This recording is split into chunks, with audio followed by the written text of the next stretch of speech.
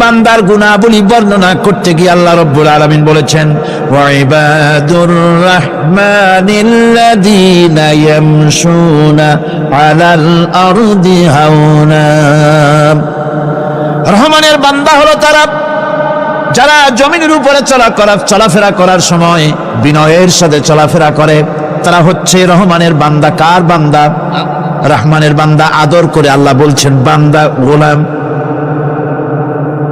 শয়তান নিজে অভিশপ্ত হওয়ার পর এর প্রতিশোধ নেওয়ার জন্য আল্লাহ পাকের দরবারে বলেছিল, আয় আল্লাহ, তোমার যেই বান্দার কারণে আমার ইবাদতগুলি নষ্ট হয়ে গেল, আমি অভিশপ্ত হয়ে গেলাম, ওই বান্দাগুলিকে লোভ দেখিয়ে আমি যেমনে পারি সবগুলিকে আমি গোমরাহ করে দেব, পথভ্রষ্ট করে দেব। আল্লাহ পাকের জবাবে বললেন, ইন্না ইবাদি লাইসা লাকা আলাইহিম সুলতান ইল্লা মান ইত্তাবাকা মিনাল গাওয়িন। আমার বান্দাদের উপরে তোমার কোনো কর্তৃত্ব নাই। আমার বান্দা, আদর করে আল্লাহ পাক বলছেন, আমার বান্দাদের উপরে তোমার কোনো কর্তৃত্ব নাই। তবে হ্যাঁ, যারা তোমার কথা মান্য করবে তারা অবশ্যই গোমরাহ হয়ে যাবে, পথভ্রষ্ট হয়ে যাবে। কিন্তু আমার সত্যিকারের বান্দা যারা, তাদের উপরে তুমি গোমরাহি, তাদেরকে তুমি পথভ্রষ্ট করতে পারবে না। তাদের উপরে তোমার কোনো কর্তৃত্ব নাই। ভাইরা আমার, হযরত ঈসা আলাইহিস সালামের ব্যাপারে, হযরত ঈসা আলাইহিস সালামকে খ্রিস্টানেরা তারা বলেছে, ওয়াকালাতিন নাসারাল মাসীহু ইবনুল্লাহ। মসিহ হচ্ছে কার ছেলে? নাউযুবিল্লাহ। বলেন সবাই নাউযুবিল্লাহ। তাকে যখন আল্লাহর ছেলে বলা হলো, আল্লাহর পুত্র বলা হলো, রব্বুল আলামিন তার জবাবে বললেন, ইন হুয়া ইল্লা আবদুন আনআমনা আলাইহি। তিনি তো একজন বান্দা, তিনি আমার বান্দা ছাড়া আর কিছুই নন। আমি তার প্রতি অনুগ্রহ করেছি। বান্দা, আমার বান্দা। আল্লাহ পাকের বান্দা হওয়ার ব্যাপারে কোন মানুষের লজ্জা থাকার কথা নয়। এমনকি আল্লাহ পাক ঈসা আলাইহিস সালাম সম্পর্কে বলছেন, লা ইয়াস্তানকিফাল মাসীহু আইয়াকুনা আবদান লিল্লাহি ওয়ালাল মালাইকাতুল মুকাররাবুন। মসিহ আল্লাহর বান্দা, তাতে কখনো বিন্দু মাত্র লজ্জা তিনি পোষণ করেন নাই যে আমি আল্লাহর বান্দা, আল্লাহর গোলাম। এটা কথা হইল? এরকম লজ্জা তিনি পোষণ করেননি। এমনকি তার নিকটবর্তী ফেরেশতা যারা, তারাও আল্লাহর বান্দা, গোলাম হওয়ার জন্য তাদের ভিতরে কোনো লজ্জা নাই। যারা নাকি আল্লাহর গোলাম, এই ব্যাপারে যাদের মধ্যে লজ্জার সৃষ্টি হয়, আল্লাহর গোলাম এটা কেমন কথা, বান্দা হওয়াটা কেমন কথা, যারা গোলামীকে অস্বীকার করে তাদের সম্পর্কে আল্লাহ পাক বলছেন, ওয়া মাইয়াস্তানকিফ আন ইবাদাতিহি ওয়া ইয়াস্তাকবির ফাসায়াহশুরুহুম ইলাইহি জামিআ। কেউ যদি আল্লাহর বন্দেগী করার ব্যাপারে লজ্জা পোষণ করে, যদি লজ্জার কারণ মনে করে, অহংকার করে, গৌরব করে, তাহলে তারা পালাবে কোথায়, যাবে কোথায়? আমি কিয়ামতের দিন সবগুলিকে এক জায়গায় করে ফেলবো। সুতরাং আল্লাহ পাকের গোলামিতে আল্লাহ যে বান্দা বলে যখন ডাকেন, লজ্জার কোনো কারণ নাই। অহংকার যে করবে সে নিজেকে ধ্বংস করবে। আল্লাহ পাক সব নবীদেরকে নিজের বান্দা বলেছেন। নবীরা কি? আল্লাহ পাকের বান্দা। হযরত ইউসুফ আলাইহিস সালাম সম্পর্কে আল্লাহ পাক বলছেন, কাযালিকা লিনাসরিফা আনহু আস-সুআ ওয়াল ফাহশা ইন্নাহু মিন ইবাদিনাল মুখলাসিন। এরূপই ঘটলো যাতে আমি ইউসুফ আলাইহিস সালামকে, আমার বান্দা, তাকে আমি নির্লজ্জতা ইত্যাদি থেকে আমি রক্ষা করেছি। নিশ্চয়ই হযরত ইউসুফ ছিল আল্লাহ পাকের বান্দা, আল্লাহ পাকের আব্দ। রাসূল করিম সাল্লাল্লাহু আলাইহি ওয়াসাল্লাম তিনি হচ্ছেন সর্বশ্রেষ্ঠ আল্লাহর পয়গম্বর। তার থেকে শ্রেষ্ঠ নবী আর কি কেউ আছে? জোরে বলেন, আছে? তার থেকে মাহবুব, তার থেকে শ্রেষ্ঠ আল্লাহর কাছে আর কেউ নাই। সেই নবীকে আল্লাহ রাব্বুল আলামিন কোরআনে কারীমের ভিতরে তাকে আব বলেছেন। কি বলেছেন? অনেকগুলি আয়াত আছে যে আয়াতের ভিতরে আল্লাহ পাক তার নাম নেন নাই, নবী বলেন নাই, রাসূল বলেন নাই, শুধু বলেছেন আব। যেমন ফাআওহা ইলা আবদিহি মা আওহা, অতঃপর তার বান্দার নিকট যা ওহী করার ছিল তা তিনি করলেন। সেই বান্দাকে মুহাম্মদ সাল্লাল্লাহু আলাইহি ওয়াসাল্লাম। অন্য আয়াতে আল্লাহ পাক বলছেন وأنه لما قام عبد الله يدعوه كادوا يكونون عليه لبدا। আরে আল্লাহর বান্দা যখন নামাজ পড়তে দাঁড়িয়ে গেল, আল্লাহকে ডাকার জন্য যখন দাঁড়ালো, তখন লোকেরা তার উপরে ঝাঁপিয়ে পড়লো। ঝাঁপিয়ে পড়ার জন্য প্রস্তুতি গ্রহণ করলো। এখানে আব বলা হয়েছে কাকে? মুহাম্মদ সাল্লাল্লাহু আলাইহি সাল্লামকে। এভাবে করে অন্য এক আয়াতে আল্লাহ পাক তার হাবিবকে আব বলছেন, বান্দা বলতেছেন ইন কুনতুম ফি রাইবিম মিম্মা নাযালনা আলা আবদিনা, আমার বান্দার উপরে যে কিতাব নাজিল করেছি তাতে যদি তোমাদের কোনো সন্দেহ হয়, এই যে আমার বান্দার উপরে, ওই বান্দাকে বলেন সবাই, মুহাম্মদ রাসূলুল্লাহ সাল্লাল্লাহু আলাইহি ওয়াসাল্লাম। অন্য আয়াতে বলা হচ্ছে تبارك الذي نزل الفرقان على عبده ليكون للعالمين نذيرا। অতীব বরকতপূর্ণ সেই মহান সত্তা যিনি তার বান্দার উপরে ফুরকান নাজিল করেছেন। কে সেই বান্দা? মুহাম্মদ সাল্লাল্লাহু আলাইহি ওয়াসাল্লাম। মেরাজের ঘটনা বলতে গিয়ে আল্লাহ রাব্বুল আলামিন বলতেছেন সুবহানাল্লাযী আসরা বিআবদিহি লাইলাম মিনাল মাসজিদিল হারামি ইলাল মাসজিদিল আকসা। পবিত্র সেই মহান সত্তা যিনি তার বান্দাকে ইসরা করিয়েছেন। কে সেই বান্দা? মুহাম্মদ রাসূলুল্লাহ সাল্লাল্লাহু আলাইহি ওয়াসাল্লাম। সুতরাং আবদিয়াত, ইবাদত, গোলামি, এটা হচ্ছে মানুষের জীবনের সবচেয়ে বড় মর্যাদাকর খেতাব। আল্লাহর পক্ষ থেকে আল্লাহর বান্দা হওয়া। গোলামি পরিপূর্ণরূপে হবে কেবলমাত্র আল্লাহ পাকের। এই গোলামির জন্যই আল্লাহ পাক আমাদেরকে সৃষ্টি করেছেন, অন্য কোনো কাজে আমাদেরকে সৃষ্টি করেন নাই। সেই জন্য আমাদেরকে গোলামি করতে হবে, আনুগত্য করতে হবে কেবলমাত্র কার বলুন তো? এই গোলামি যদি সঠিকভাবে করি, যদি বান্দারা যারা আল্লাহ পাকের বান্দা বলে, গোলাম বলে নিজেদেরকে দাবি করে, যদি সঠিকভাবে ইবাদতটা করা যায়, তাহলে আল্লাহ তাদের জন্য কি ওয়াদা করেছেন শুনুন। দুনিয়ায় তাদেরকে আল্লাহ পুরস্কার দেবেন, আখিরাতেও দেবেন। এটা বন্ধ করুন। দুনিয়া এবং আখিরাতে আল্লাহ পুরস্কার দেবেন। সে পুরস্কারটা কি? দুনিয়ার পুরস্কারটা আগে শোনেন। আল্লাহ পাক বলেন যারা আমার ইবাদত করবে তাদের ব্যাপারে আমার ওয়াদা শোনো। وعد الله الذين آمنوا وعملوا الصالحات ليستخلفنهم في الأرض كما استخلف الذين من قبلهم।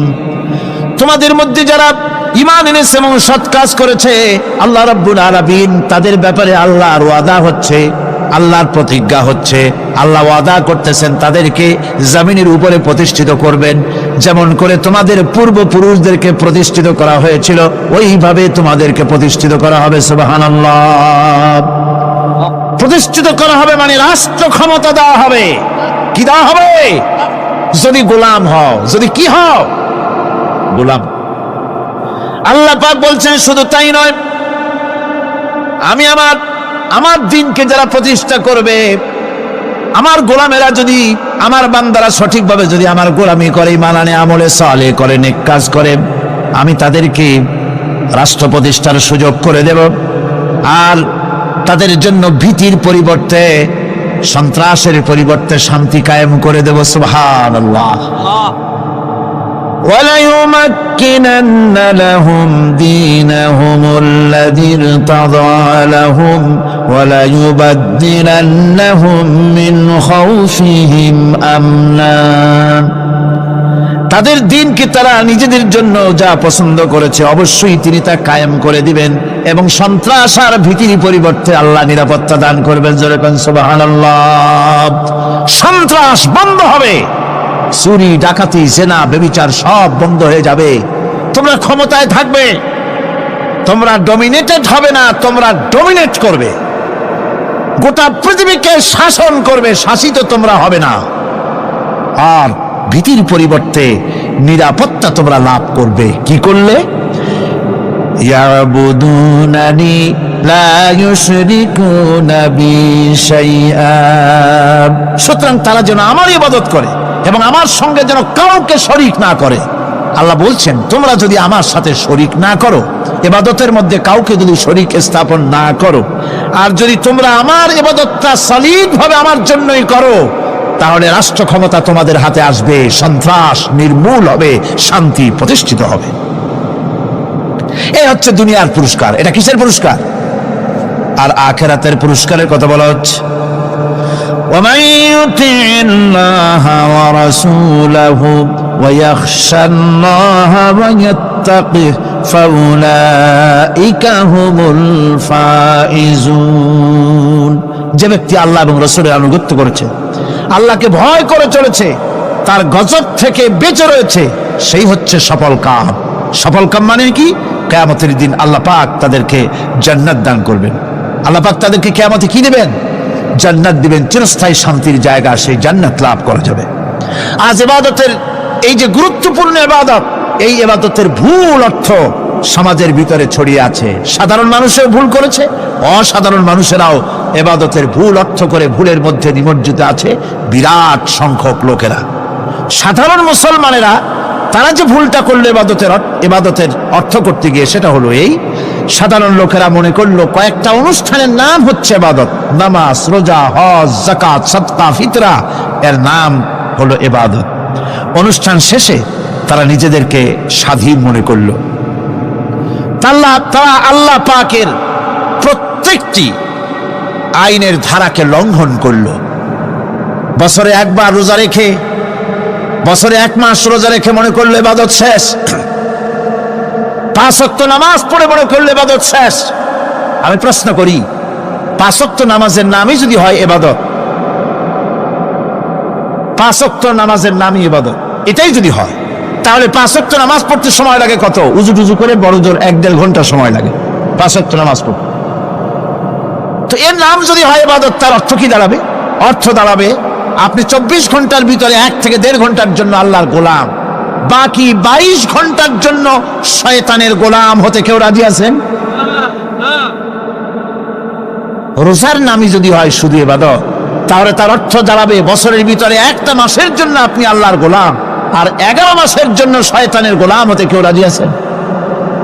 তাহলে বিষয়টা কি? বিষয়টা হচ্ছে নামাজ, রোজা, হজ, যাকাতি শুধুমাত্র ইবাদত নয়, আনুষ্ঠানিক ইবাদত তো বটেই, কম্পালসারি ইবাদত তো বটেই, কিন্তু শুধুমাত্র নামাজ, রোজা, হজ, যাকাত ইবাদত শুধুমাত্র নয়, এগুলি হচ্ছে ইবাদতের পার্ট, ইবাদতের অংশ। বরং জীবনের সব ক্ষেত্রে আল্লাহর হুকুমকে মানার নামই হচ্ছে, ভাইরা আমার, একদিকে নামাজ রোজা করছে, অন্যদিকে আল্লাহর আইনের প্রতিটি ধারাকে লঙ্ঘন করে চলছে, মিথ্যা ওয়াদা করে, মিথ্যা কথা বলে, সুদ খায়, ঘুষ খায়, জেনা করে, এরপরে অন্যের হক নষ্ট করে, প্রতিবেশীর হক নষ্ট করে, হারাম মাল খায়, হকদারের হক নষ্ট করে, প্রতিবেশীর হক নষ্ট করে, জিন্দা মুর্দা মানুষকে নিজের জন্য শক্তিধর বলে মনে করে, 1 টুকরা রুটির জন্য অথবা 1 ফোঁটা 1 ঘটি পানির জন্য কাফেরের কাছে হাত পেতে দাঁড়ায় থাকে। এই যদি অবস্থা হয়, এটাই যদি হয় ঈমান, আর এটার নামে যদি ইবাদত হয়, তাহলে এই পৃথিবীর মুসলমানের আজ লাঞ্ছিত কেন? আল্লাহর ওয়াদা কি মিথ্যা? নাউযুবিল্লাহি মিন যালিক। আমাদের ইবাদত যদি ঠিক হয়, যদি সত্যিকারের ইবাদত যদি আমরা করে থাকি, তাহলে ক্ষমতায় ইমানদারেরা নাই কেন? বিশ্বজুড়ে মুসলমানেরা লাঞ্ছিত কেন? তাহলে বুঝতে হবে ইবাদতের মধ্যে বিরাট গরমিল করে ফেলেছি, ঠিক কিনা? লক্ষ্য করুন, যেই লোকটা হজ করতেছি, উমরা করতেছে, নামাজ পড়তেছে, মসজিদ মাদ্রাসায় চান্দা দিতেছে, ওই লোকটি আবার ব্যাংকের থেকে সুদের টাকা নিয়ে ব্যবসা চালাইতেছে। ব্যবসা ঠিক রাখার জন্য, ইনকাম ট্যাক্স ফাঁকি দেওয়ার জন্য ব্যবসায়ীরা 2 ধরনের 3 ধরনের খাতা মেনটেন করছে। কথা ঠিক কিনা? মিথ্যা কথা বলছে, ঘুষ দিতেছে, বেশি করে বিদ্যুতের বিল যাতে না আসে সেজন্য যারা বিদ্যুৎ লাইনে আছে তাদেরকে পয়সা দিয়ে ম্যানেজ করতেছে। ঠিক কিনা? আমি পার্লামেন্টে বলেছি বিদ্যুৎ বাইরের থেকে আনতে হবে না, ঘুরে ঘুরে আবার বিদ্যুতের কথা আসলো। বিদ্যুৎ আনা লাগবে না, কারণ আমার দেশে চাহিদা হচ্ছে 2500 মেগাওয়াট, সেখানে 1800 মেগাওয়াট আমাদের আছে। আরেকদিকে 4টা বিদ্যুৎ প্রকল্প বন্ধ হয়ে আছে। ওই 4টি বন্ধ হওয়া প্রকল্প যদি চালু করা যায় তাহলে 2900 মেগাওয়াট বিদ্যুৎ উৎপাদিত হতে পারে বলে বিশেষজ্ঞরা বলেছেন। তাহলে আমাদের উদ্বৃত্ত 400 মেগাওয়াট থেকে যাবে। এইটাকে বাইরের থেকে আনার কোনো দরকার নাই। বিদ্যুতের অপচয় বন্ধ করুন, বিদ্যুতের চুরি বন্ধ করেন। মিল কল কারখানা যাদের আছে লক্ষ লক্ষ টাকা বিদ্যুৎ বিল হয়, কিন্তু লাইনম্যানদের সঙ্গে ম্যানেজ করে গভর্নমেন্টকে ফাঁকি দেওয়া হচ্ছে। ঠিক কিনা গম? তোমার নামাজের দাম কি? তোমার হজের 4 পয়সা দাম নাই। তুমি রাষ্ট্রকে ফাঁকি দিয়েছ, তুমি জনগণকে ফাঁকি দিয়েছ, তুমি দেশের শত্রু। টেলিফোনের বিল 1000 হাজার টাকা, লাখ টাকার বেশি বিল হয়, লাইনম্যানের সঙ্গে ম্যানেজ করে 500, 700, 2000 টাকা দিয়ে সারিয়ে দেয়। ঠিক কিনা? এরা জাতির শত্রু, দেশের শত্রু। এদেরকে ফায়ারিং স্কোয়াডে নিয়ে ক্লাস ফায়ার করে উড়ায় দেওয়া উচিত। এরা দেশের দুশ্মন। আজ সিস্টেম লসের নাম দিয়া বিদ্যুৎ চুরির আরেক ব্যবস্থা করা হয়েছে। সিস্টেম লস করে ওনারা নিজেরা, আর এর ভোগান্তি জনগণকে করতে হয়। কসাইয়ের মতো ছুরি দিয়া জবাও করে জনগণের কাছ থেকে সিস্টেম লসের চার্জ আদায় করা হয়। আমি পার্লামেন্টে বলেছি, মাননীয় স্পিকার, সিস্টেম লস এই নামটা উঠাও দেন, এই প্রথা বন্ধ করে দিন। বিদ্যুৎ ধার করা লাগবে না, আল্লাহ আমাদের দেশে যথেষ্ট দিছে, কোনো জিনিসের অভাব নাই। এখানে গ্যাস আছে, তেল আছে, বিদ্যুৎ আছে, পাট আছে, চা আছে, নাই কি? অন্তত 8.5 কোটি টাকার কাগজ গুদামের মধ্যে বন্দী হয়ে আছে। ভারতকে খুশি করার জন্য সে দেশ থেকে কাগজ এনে খবরের কাগজ ছাপানো হচ্ছে, আর 8.5 কোটি টাকার কাগজ নষ্ট হয়ে যাচ্ছে, আমার দেশের কাগজ। সুতরাং বলতেছিলাম একথাই বলতেছিলাম যে ঈমান আল্লাহর গোলাম হতে হলে ভুল করে বসেছি ইবাদতের অর্থ করতে, শুধু নামাজ, রোজা, হজ, যাকাত, মাজারে কিছু চান্দা দেওয়া, আগরবাতি, মোমবাতি, চাদর একটা দিয়া, পীর সাহেবরে 10,000 টাকা চান্দা দিয়া মুছে তেল মাইখা দাঁত বাইর করে হাসেন। বেহেশতে তো গেছি, আর দেরি কত? বেহেশতে তুমি যাবা, এত সহজ? দেশকে ফাঁকি দিছো, দেশকে ফাঁকি দিয়েছো, জনগণকে ফাঁকি দিয়েছো, নিজের মেয়েকে ফাঁকি দিয়েছে। বিবাহের সময় টাকা পয়সা দিয়া বিবাহ টিবাহ করাই দিল। ব্যবসা, ধানি সম্পত্তি, বাড়ির সম্পত্তি সব ছেলেদেরকে দিয়ে দিল, মেয়েটারে ফাঁকি দিয়ে দিল। দেয় না এরকম? ফুপুকে ফাঁকি দিল, বোনকে ফাঁকি দিল।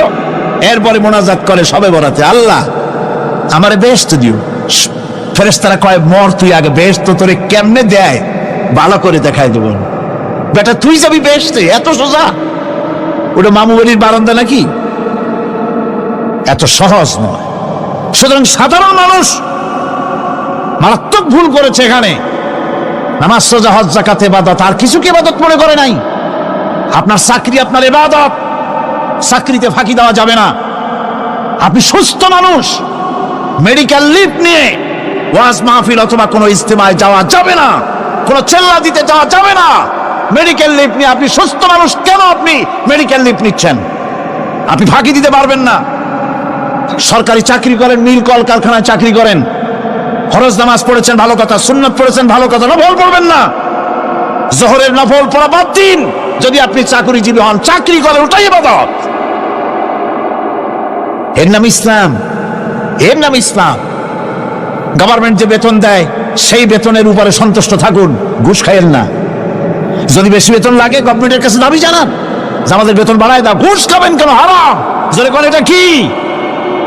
এই ঘুষের টাকা মাজারে দিয়া, পীরেরে দিয়া আল্লাহরে খুশি করবেন, এত সহজ না, এত সহজ না।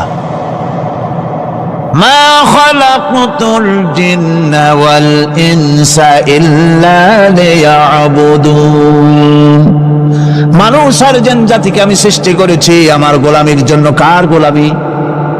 ওই গোলামির পূর্ণাঙ্গ নমুনা যদি জানতে চাই, পূর্ণাঙ্গ নমুনা দৃষ্টান্ত লাগবে। কাকে অনুসরণ করব? পূর্ণাঙ্গ ইবাদতের আল্লাহর গোলামির পূর্ণাঙ্গ নমুনার জন্য কোরআনে কারিমে দৃষ্টান্ত সেট করা হয়েছে।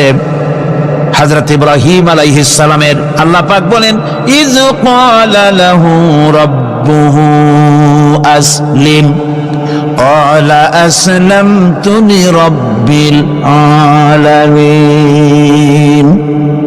তার অবস্থা এই ছিল। কার?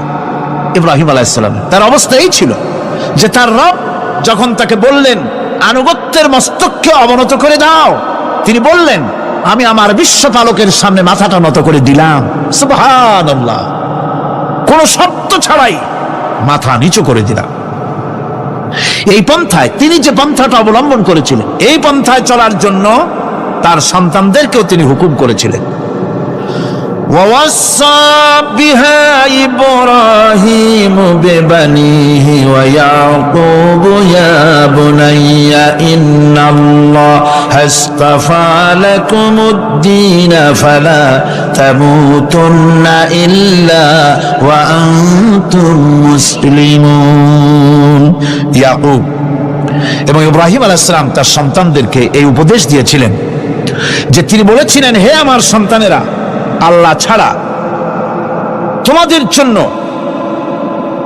আল্লাহ পাক এই দ্বীনকে মনোনীত করেছেন।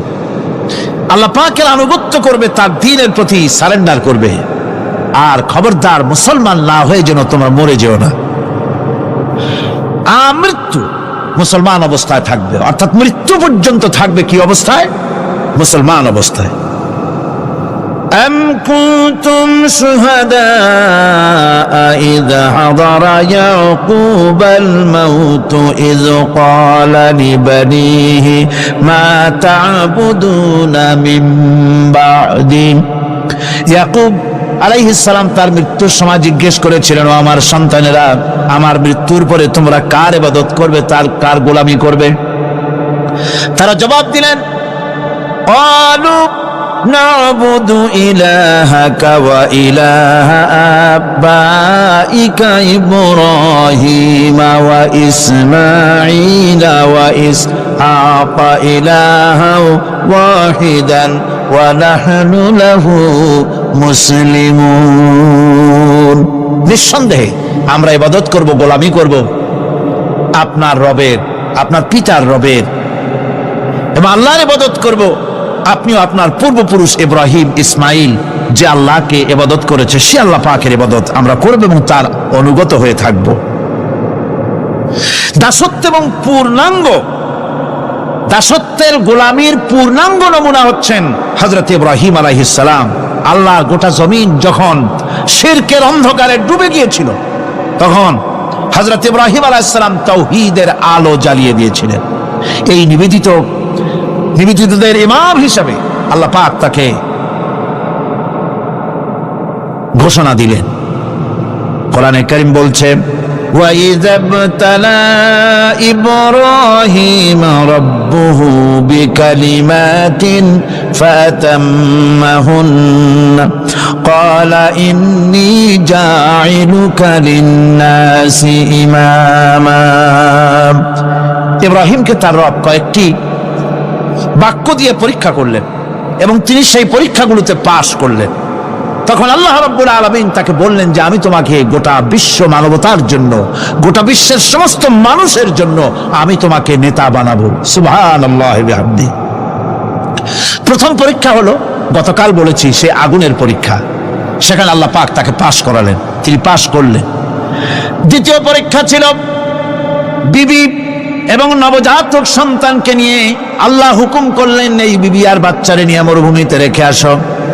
মরুভূমিতে যেখানে ঘর নাই বাড়ি নাই সেই জায়গায় বিবি এবং বাচ্চাকে রেখে যাওয়ার সময় তিনি বললেন, রব্বানা ইন্নী আসকানতু মিন যুররিয়্যাতি বিওয়াদিন গায়রি যী যাররিন ইনদা বাইতিকাল মুহাররাম। হে আল্লাহ রাব্বুল আলামিন, আমি পানি এবং তরুলতাবিহীন এক মরুভূমির ভিতরে আমার বংশের একটি অংশকে এখানে রেখে গেলাম, তোমার ঘরের কাছে পুনর্বাসিত আমি তাদের কাছে, এই ঘরের কাছে, সম্মানিত ঘরের কাছে রেখে গেলাম। পরীক্ষায় তিনি পাশ করলেন। হযরতে হাজেরা প্রশ্ন করলেন, ইব্রাহিম, পানি নাই, খাবার নাই, মানুষ নাই, ঘর নাই, বাড়ি নাই, মরুভূমির ভিতরে আমাকে আর আমার বাচ্চারে ফেলে রেখে যাচ্ছ কেন? কোনো জবাব নাই। দুইবার তিনবার প্রশ্ন করলেন। এরপরে তিনি আবার প্রশ্ন করলেন, বললেন, ইব্রাহিম, এটা কি আল্লাহর হুকুম নাকি?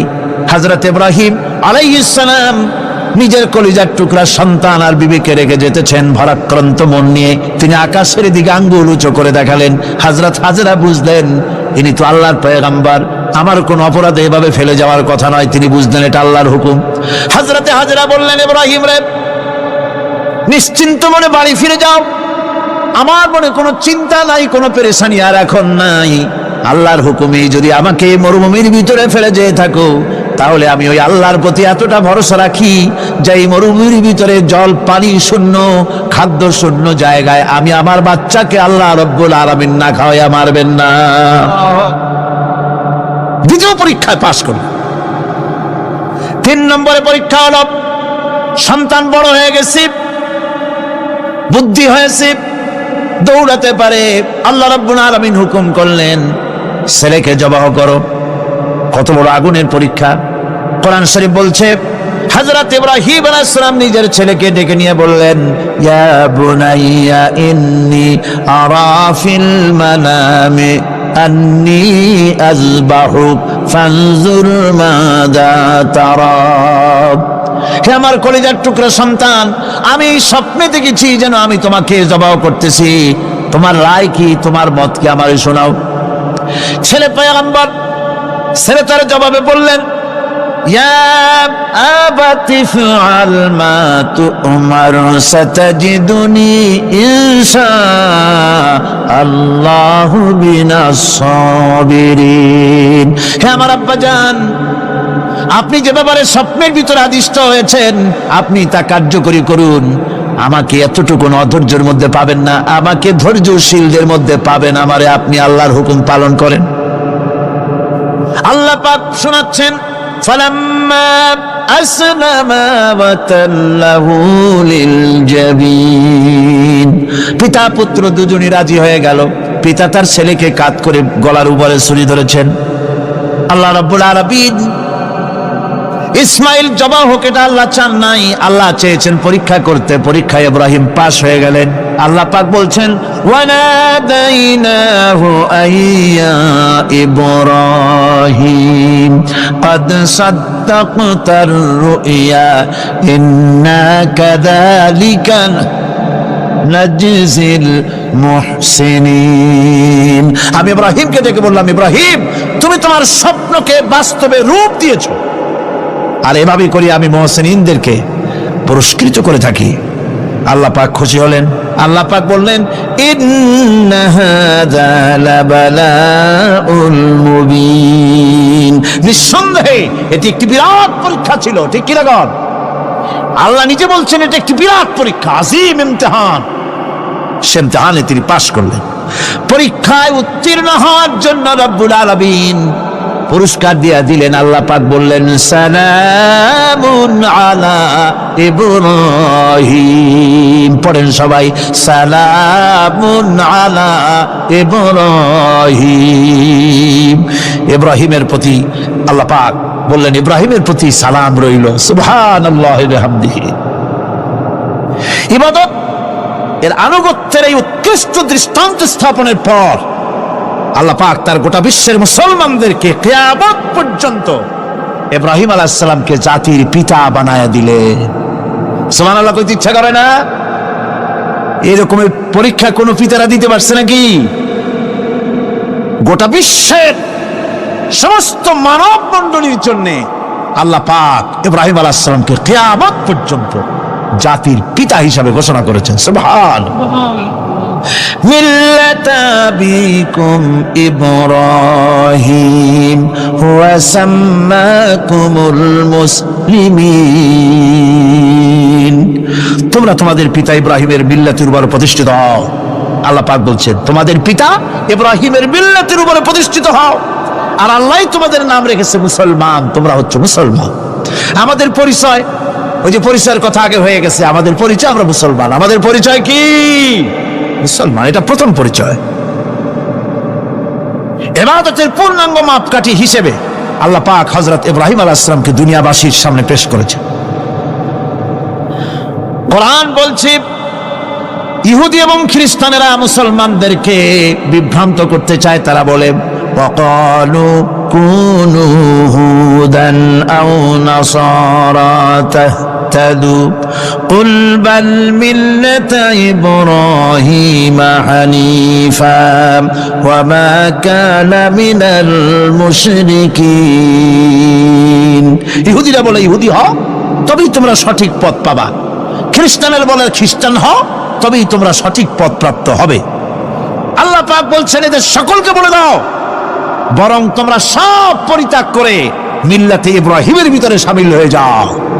এটাই মুক্তির পথ, এটাই নাজাতের পথ, এটাই আল্লাহর পথ। সুবহানাল্লাহি ওয়া বিহামদিহি। এমনকি রাসূল করিম সাল্লাল্লাহু আলাইহি ওয়াসাল্লামকে আল্লাহ পাক বলেছেন আনিত্তাবি মিল্লাতা ইব্রাহিম হানিফা, চারদিক থেকে মুখ ফিরিয়ে এনে মিল্লাতে ইব্রাহিমের ভিতরে শামিল হয়ে যাও, তারই অনুসরণ করো। রাসূল করিম সাল্লাল্লাহু আলাইহি ওয়াসাল্লাম ইবাদত বা আনুগত্যের সর্বোৎকৃষ্ট নমুনা হওয়ার কারণে ইব্রাহিম আলাইহিস সালাম সম্পর্কে হুজুর বলেছেন ইন্না ইব্রাহিমা খায়রুল বারিয়া, রাওয়াহু মুসলিম। রাসূল সাল্লাল্লাহু আলাইহি ওয়াসাল্লাম বলেছেন ইব্রাহিম হচ্ছেন জগতের সর্বোত্তম ব্যক্তি। সুবহানাল্লাহ। সুতরাং আমাদেরকে ইবাদতের নমুনা হিসেবে ইব্রাহিম আলাইহিস সালামকেও মানদণ্ড হিসেবে দেখতে হবে যে কিভাবে তিনি সারেন্ডার করেছিলেন আল্লাহ পাকের দরবারে। এখন আমি আপনাদের সামনে বলতে চাই মানুষের জীবনে সবচাইতে বড় দুটি চাহিদা আছে, একটা হচ্ছে খাদ্য আর একটা হচ্ছে নিরাপত্তা। একটা খাদ্য আর একটা কি? নিরাপত্তা। পেট ভরে খাইতে চাই আর চোর ডাকাতের উপদ্রব থেকে নিরাপত্তা পেতে চায়। আইন শৃঙ্খলা পরিস্থিতির উপরে যখন পার্লামেন্টে আলোচনা হচ্ছিল আমি তখন বলেছি মাননীয় স্পিকার, আমার দেশের সাধারণ ভোটারদের বড় কোনো আশা আকাঙ্ক্ষা নাই। তারা কোনোদিন বলে না যে আমাদের গুলশানে বাড়ি দিতে হবে সকলে, আমাদেরকে মঙ্গল গ্রহে অফিস বানায় দিতে হবে, পাঁচেরও গাড়ি দিতে হবে, এগুলি তারা দাবি করে না। যারা ভোট দেয়, কষ্ট করে, মিছিল করে, এই সাধারণ জনগণের দাবি হচ্ছে মিনিমাম দাবি, খুবই কম। তাদের দাবি হলো মোটা সুতার কাপড় চাই ইজ্জত ঢাকার জন্য, পেট ভরে খেতে চাই, পোলাও কোরমা বিরিয়ানির দরকার নাই, আর আশ্রয়ের জন্য ছোট্ট একটু ঘর চাই, চোর ডাকাতের উপদ্রব থেকে নিরাপত্তা চাই। কথা ঠিক কিনা? আমি বললাম স্পিকার সাহেব, আজ পর্যন্ত যতগুলি গভর্নমেন্ট এসেছে বাংলাদেশে, প্রত্যেকটি গভর্নমেন্ট আমার দেশের জনগণের এই ন্যূনতম দাবি, এই আশা পূরণ করতে ব্যর্থতার পরিচয় দিয়েছে। কেউ পারে নাই। যারাই গেছে তারাই তাদের নিজেদের আখের গোছাবার চেষ্টা করেছেন। সব নিজেকে নিয়ে ব্যস্ত, নিজের লোকদের নিয়ে ব্যস্ত, জনগণ নিয়ে চিন্তা নাই। সুতরাং মানুষের চাহিদা হচ্ছে খাদ্য আর নিরাপত্তা। আমরা কি খাদ্য আর নিরাপত্তা সত্যি কি চাই? চাই। খাদ্য যদি চাই ক্ষুধার সময়, নিরাপত্তা যদি চাই ভীতির সময়, আল্লাহ রাব্বুল আলামিন বলেন কোন গভর্নমেন্ট দিতে পারবে না, দুনিয়ায় কেউ দিতে পারে নাই, পারবেও না। ক্ষুধার সময় যদি খাদ্য চাও, ভীতির সময় যদি নিরাপত্তা লাভ করতে চাও, তাহলে ফালিয়াবুদু রাব্ব হাযাল বাইত, এই ঘরের মালিকের ইবাদত কর। কোন ঘর? কাবা ঘর, বলেন কোন ঘর? কাবা ঘর। কাবা শরীফের মালিকের ইবাদত কর, তাহলে কি হবে? আল্লাযী আত'আমাহুম মিন জু'in ওয়া আমানাহুম মিন খাউফ। এই ঘরের মালিকের ইবাদত যদি করো তাহলে ক্ষুধার সময় তিনি তোমাদেরকে খেতে দিবেন, আর ভীতির সময় তিনি তোমাদের নিরাপত্তা দান করবেন। হে ওয়াদা কার? চিল্লায় বলেন ওয়াদা কার? আল্লাহ পাকের ওয়াদা বিশ্বাস হলো না, এমনই পোড়া কপালের মুসলমান। নির্বাচন যখন আসলো, সলিমউদ্দিন সাহেব আসতেন মঞ্চের উপরে, পরিচয় করানো হচ্ছে। এত আপনারা যার বক্তৃতা শোনার জন্য দ্বীপ্রহরের রৌদ্রে কষ্ট করতেছিলেন, এখন সেই সংগ্রামী জননায়ক বিপ্লবী সন্তান, তিনি এখন আপনাদের সামনে বক্তব্য রাখবেন। বুড়ি দাঁড়ায় বললেন, ভাইয়ার আমার, বোনের আমার, আমি এবার বোতল মার্কা বাক্স নিয়ে দাঁড়াইছি, আমারে সকলে মিলে ভোট দেন। এবার যদি ক্ষমতায় যেতে পারি, না খাইয়া কেউ মরবেন না, কিন্তু কি খাইয়া মরবে তাও কয় না।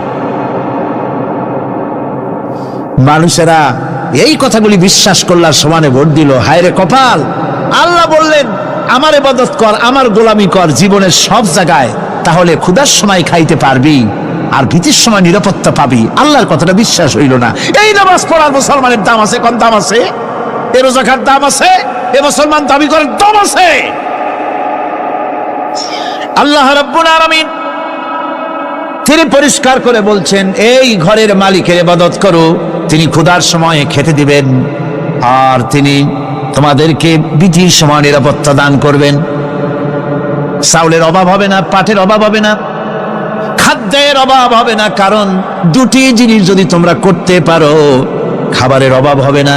ওয়ালাউ আন্না আহলাল কুরা আমানু ওয়াত্তাকাউ লাফাতাহনা আলাইহিম বারাকাতিম মিনাস সামাই ওয়াল আরদ। দেশের লোকেরা, জনপদের লোকেরা যদি দুইটা কাজ করে, এক নম্বরে হলো আমার উপরে ঈমান আনবে, দুই নম্বরে হলো আমাকে ভয় করার নীতি অবলম্বন করে যদি চলে, তাহলে ওই দেশের মানুষের জন্য আকাশ আর জমিনের সব বরকতের দরজা আমি আল্লাহ খুলে দেব। আল্লাহর ওয়াদা। আল্লাহ পাকের নিকট মানুষের সবচাইতে বড় দাবি কি? আল্লাহর কাছে মানুষের সবচাইতে বড় দাবি কি করতে পারেন? আল্লাহ পাকের কাছে মানুষের শ্রেষ্ঠ দাবিটা আল্লাহ নিজেই শিখাই দিয়েছেন। আমার কাছে দাবি কর, ইহদিনাস সিরাতাল মুস্তাকিম। আয় আল্লাহ, একটা সোজা, একটা সরল রাস্তা আমারে দাও, একটা সহজ পথ আমারে দাও। এই কথা সূরা ফাতিহা দাবি করার পর আল্লাহ রাব্বুল আলামিন এই অভিনন্দনের জবাবে, 7টা বাক্যের অভিনন্দনের জবাবে আল্লাহ রাব্বুল আলামিন 30 পারা কোরআন শরীফ নাজিল করে দিলেন। সূরা ফাতিহার এই সওয়ালের জবাবে আল্লাহ পাক বললেন, ওয়া আনি'বুদুনি হাযা সিরাতুম মুস্তাকিম। সোজা রাস্তা চাও, আমার গোলামি করো, ইবাদত করো। সব জায়গায় ইবাদত, গোলামি করাই লাগবে। আমার কাছে সোজা রাস্তা চাও, সোজা রাস্তা হলো আমার গোলামি করা। কার গোলামি? বেহেশতে যেতে চান? আমি আস্তে গেলাম বলে আপনারও আস্তে জবাব দিলেন। বেহেশতে যেতে চান? সুবহানাল্লাহ। এমন কোন মানুষ আছে নাকি যে বেহেশতে যেতে চায় না? মদ খোর যাইতে চায়। সবাই, আমরা সবাই বেহেশতের আশা করি, ঠিক কিনা? আল্লাহ রাব্বুল আলামিন বলেন, বেহেশতে যদি যেতে চাও তাহলেও ইবাদত করা লাগবে, ইবাদত ছাড়া জান্নাতে যাওয়া যাবে না। ফাদখুলি ফি ইবাদি ওয়াদখুলি জান্নাতি। সর্বপ্রথম আমার বান্দার মধ্যে দাখিল হয়ে যা, আমার গোলামির মধ্যে দাখিল হয়, আমার গোলাম হয়, এরপরে আমার জান্নাতে চলে যা। আগে গোলাম হবি, তারপরে কোথায় যাবি? জান্নাতে যাবে। আগে গোলাম হ, আগে গোলামির খাতায় নাম লেখা, আগে সত্যিকারের আমার বান্দা হ, গোলাম, এরপরে জান্নাতে যাওয়া যাবে। জান্নাতে যাইয়া আল্লাহর সাথে কি দেখা করতে চাই? আল্লাহর সাথে দেখা করতে চাই। আল্লাহ রাব্বুল আলামিন বলেন, فمن كان يرجو لقاء ربه فليعمل عملا صالحا ولا يشرك بعبادة ربه أحدا। তোমাদের মধ্যে যদি কেউ আল্লাহর সঙ্গে তার রবের সঙ্গে যদি কেউ দেখা করতে চায় তাহলে সে যেন ভালো ভালো কাজ করে, নেক কাজ করে, আর তোমার রবের সাথে অর্থাৎ আল্লাহ রব্বুল আলামিনের সাথে ইবাদতের মধ্যে যেন কাউকে শরীক না করেন। শিরক যদি না করো, খাঁটি গোলাম খাঁটি বান্দায় যদি পরিণত হতে পারো, কিয়ামতের দিন আল্লাহ রব্বুল আলামিনের সঙ্গে দিদার নসিব হয়ে যাবে। এই গোলামি করব কতদিন? কতদিন গোলামি করব? এই প্রশ্নের জবাবে আল্লাহ রাব্বুল আলামিন কোরআনে কারীমের মধ্যে জবাব দিয়ে দিয়েছেন, ওয়া'বুদ রাব্বাকা হাত্তা ইয়াতিয়াকাল ইয়াকিন। মৃত্যু পর্যন্ত যতক্ষণ না নাক দিয়ে শেষ প্রশ্বাসটি নিঃশ্বাসটি বেরিয়ে যাচ্ছে ততক্ষণ পর্যন্ত আনুগত্য গোলামি শব্দ হবে কার? জোরে চিল্লায় এখন কার? এই গোলামি জীবনের সব ক্ষেত্রে করতে পারলে আমরা মুসলমান, আর করতে না পারলে মুসলমান নামে মুনাফিক। না পারলে কি? মুনাফিক। বন্ধুগণ, ইয়াকা না'বুদু পর্যন্ত বলে ওয়া ইয়াকা নাস্তাইনের কথাটা শোনাচ্ছি। সূরা ফাতিহার ভিতরে আমরা পড়ি, পড়েন আমার সাথে, ইয়াকা না'বুদু ওয়া ইয়াকা নাস্তাইন। হায় আল্লাহ, একমাত্র তোমার গোলামি করি আর একমাত্র তোমার কাছে সাহায্য চাই। তুমি ছাড়া কারো কাছে সাহায্য? এটা কি ঠিক? এটা কি আমাদের মনের কথা, ইমানের কথা? আল্লাহ করুন, আল্লাহ করুন, বলি আমিন। হাদিস শরীফে বলা হয়েছে, ইজা সাআলতা ফাসআলিল্লাহ ওয়া ইজা ইসতাআনতা ফাসতাইন বিল্লাহ। কিছু চাইতে হলে আল্লাহর কাছে চাও, কিছু বলতে হলে, ভিক্ষা করতে হলে আল্লাহর কাছেই ভিক্ষা করো। কার কাছে ভিক্ষা করবেন? আল্লাহর কাছে বলুন। আমার বন্ধুগণ, আমি আমার ঈমান থেকে কথা বলি, আমি আমার ঈমান থেকে কথা বলি। কোরআন এবং হাদিস পড়ে যতটুকু আল্লাহ বোঝার তৌফিক দিয়েছেন সেই কথাগুলি পেশ করার জন্য চেষ্টা করি। বন্ধুগণ, এদিক ওদিক কোনো দিকে না ঘুরে মসজিদে যান, মসজিদে গিয়ে নামাজ পড়েন, আর আল্লাহর কাছে হাত পেতে আল্লাহরে বলেন। সেজদা গিয়া যখন রব্বুল আলামিনের দরবারে কিছু চাইবেন, হুজুরের কাছে জিজ্ঞেস করা হয়েছে, হুজুর, বান্দা কখন আল্লাহর নিকটবর্তী হয়ে যায়? আল্লাহর নবী বলেছেন, বান্দা যখন সেজদা দেয় তখন বান্দা একেবারে আল্লাহ পাকের কাছে চলে যায়। আল্লাহর কাছে চান যা দরকার, ছেলে নাই, মেয়ে নাই, বউ নাই, অথবা চাকরি নাই, প্রমোশন চাই, ব্যবসায় উন্নতি চাই, যা দরকার কাকে বলবেন? মনটাকে পরিষ্কার করুন, আজকে মনটাকে সাফ করুন, সমস্ত দুর্বলতা থেকে মনকে উঠায় আনো, বিশ্বাস করুন, যা চাওয়া যা বলা সবটা আল্লাহর কাছে। কার কাছে? আমি তার গোলাম। আমি কার গোলাম? আল্লাহ ছাড়া কারো কাছে আমার অভিযোগ তুলবো না, সবটা বলবো আল্লাহর কাছে। বলে দেখেন, বলে দেখেন আল্লাহ পাক কিভাবে আপনাকে সাহায্য করেন। সুবহানাল্লাহ। ভাইরা আমার, আল্লাহ রাব্বুল আলামিন রাসূল করিম সাল্লাল্লাহু আলাইহি ওয়াসাল্লামকে বলেছেন, ফাইদা ফারাগতা ফানসাব ওয়া ইলা রাব্বিকা ফারগাব। যখন তুমি খালি হাত হয়ে যাবে, দাঁড়িয়ে যাবে এবং তোমার রবের কাছে মিনতি জানাবে, কিছু যখন থাকবে না, তোমার রবের কাছে দাঁড়ায় যাও আর তার কাছে মিনতি জানাও, তোমাকে আল্লাহ ভরপুর করে দিবেন। ভান্ডের কোনো অভাব নাই। আমাদের ভান্ড হচ্ছে যত দেব তত কমবে, আর আল্লাহর ভান্ড যত দেয় তত সমান সমান থাকে, মোটেই কমে না, মোটেই কমে না। সুতরাং দয়াল বাবা, বাবাজান, কেবলাজান বাবা কি যে কবে আর কি করবে দিশা করতে পারে না। গান বাজনা, তারপরে গোসল শরীফ, কি জানি হাবিজাবি শরীফ, কোনো শেষ নাই, বেদাত দিয়ে ভরে গেছে। এগুলি বিশ্বাস করবেন না, বিদআত খারাফা, এর সাথে মুসলমানের কোনো সম্পর্ক নাই। গান বাজনার সাথে মুসলমানের কোনো সম্পর্ক। হাতে কতগুলো ঢোল নিয়ে তারপরে মাজারের কাছে গিয়ে ঢোল বাজায়, কবরের কাছে, মাথায় কতগুলো চুল, দাঁতে ময়লা, মোষগুলা ঠোঁট দুইটা ঢাইকিয়া দাড়ির কাছে এসে পড়ছে।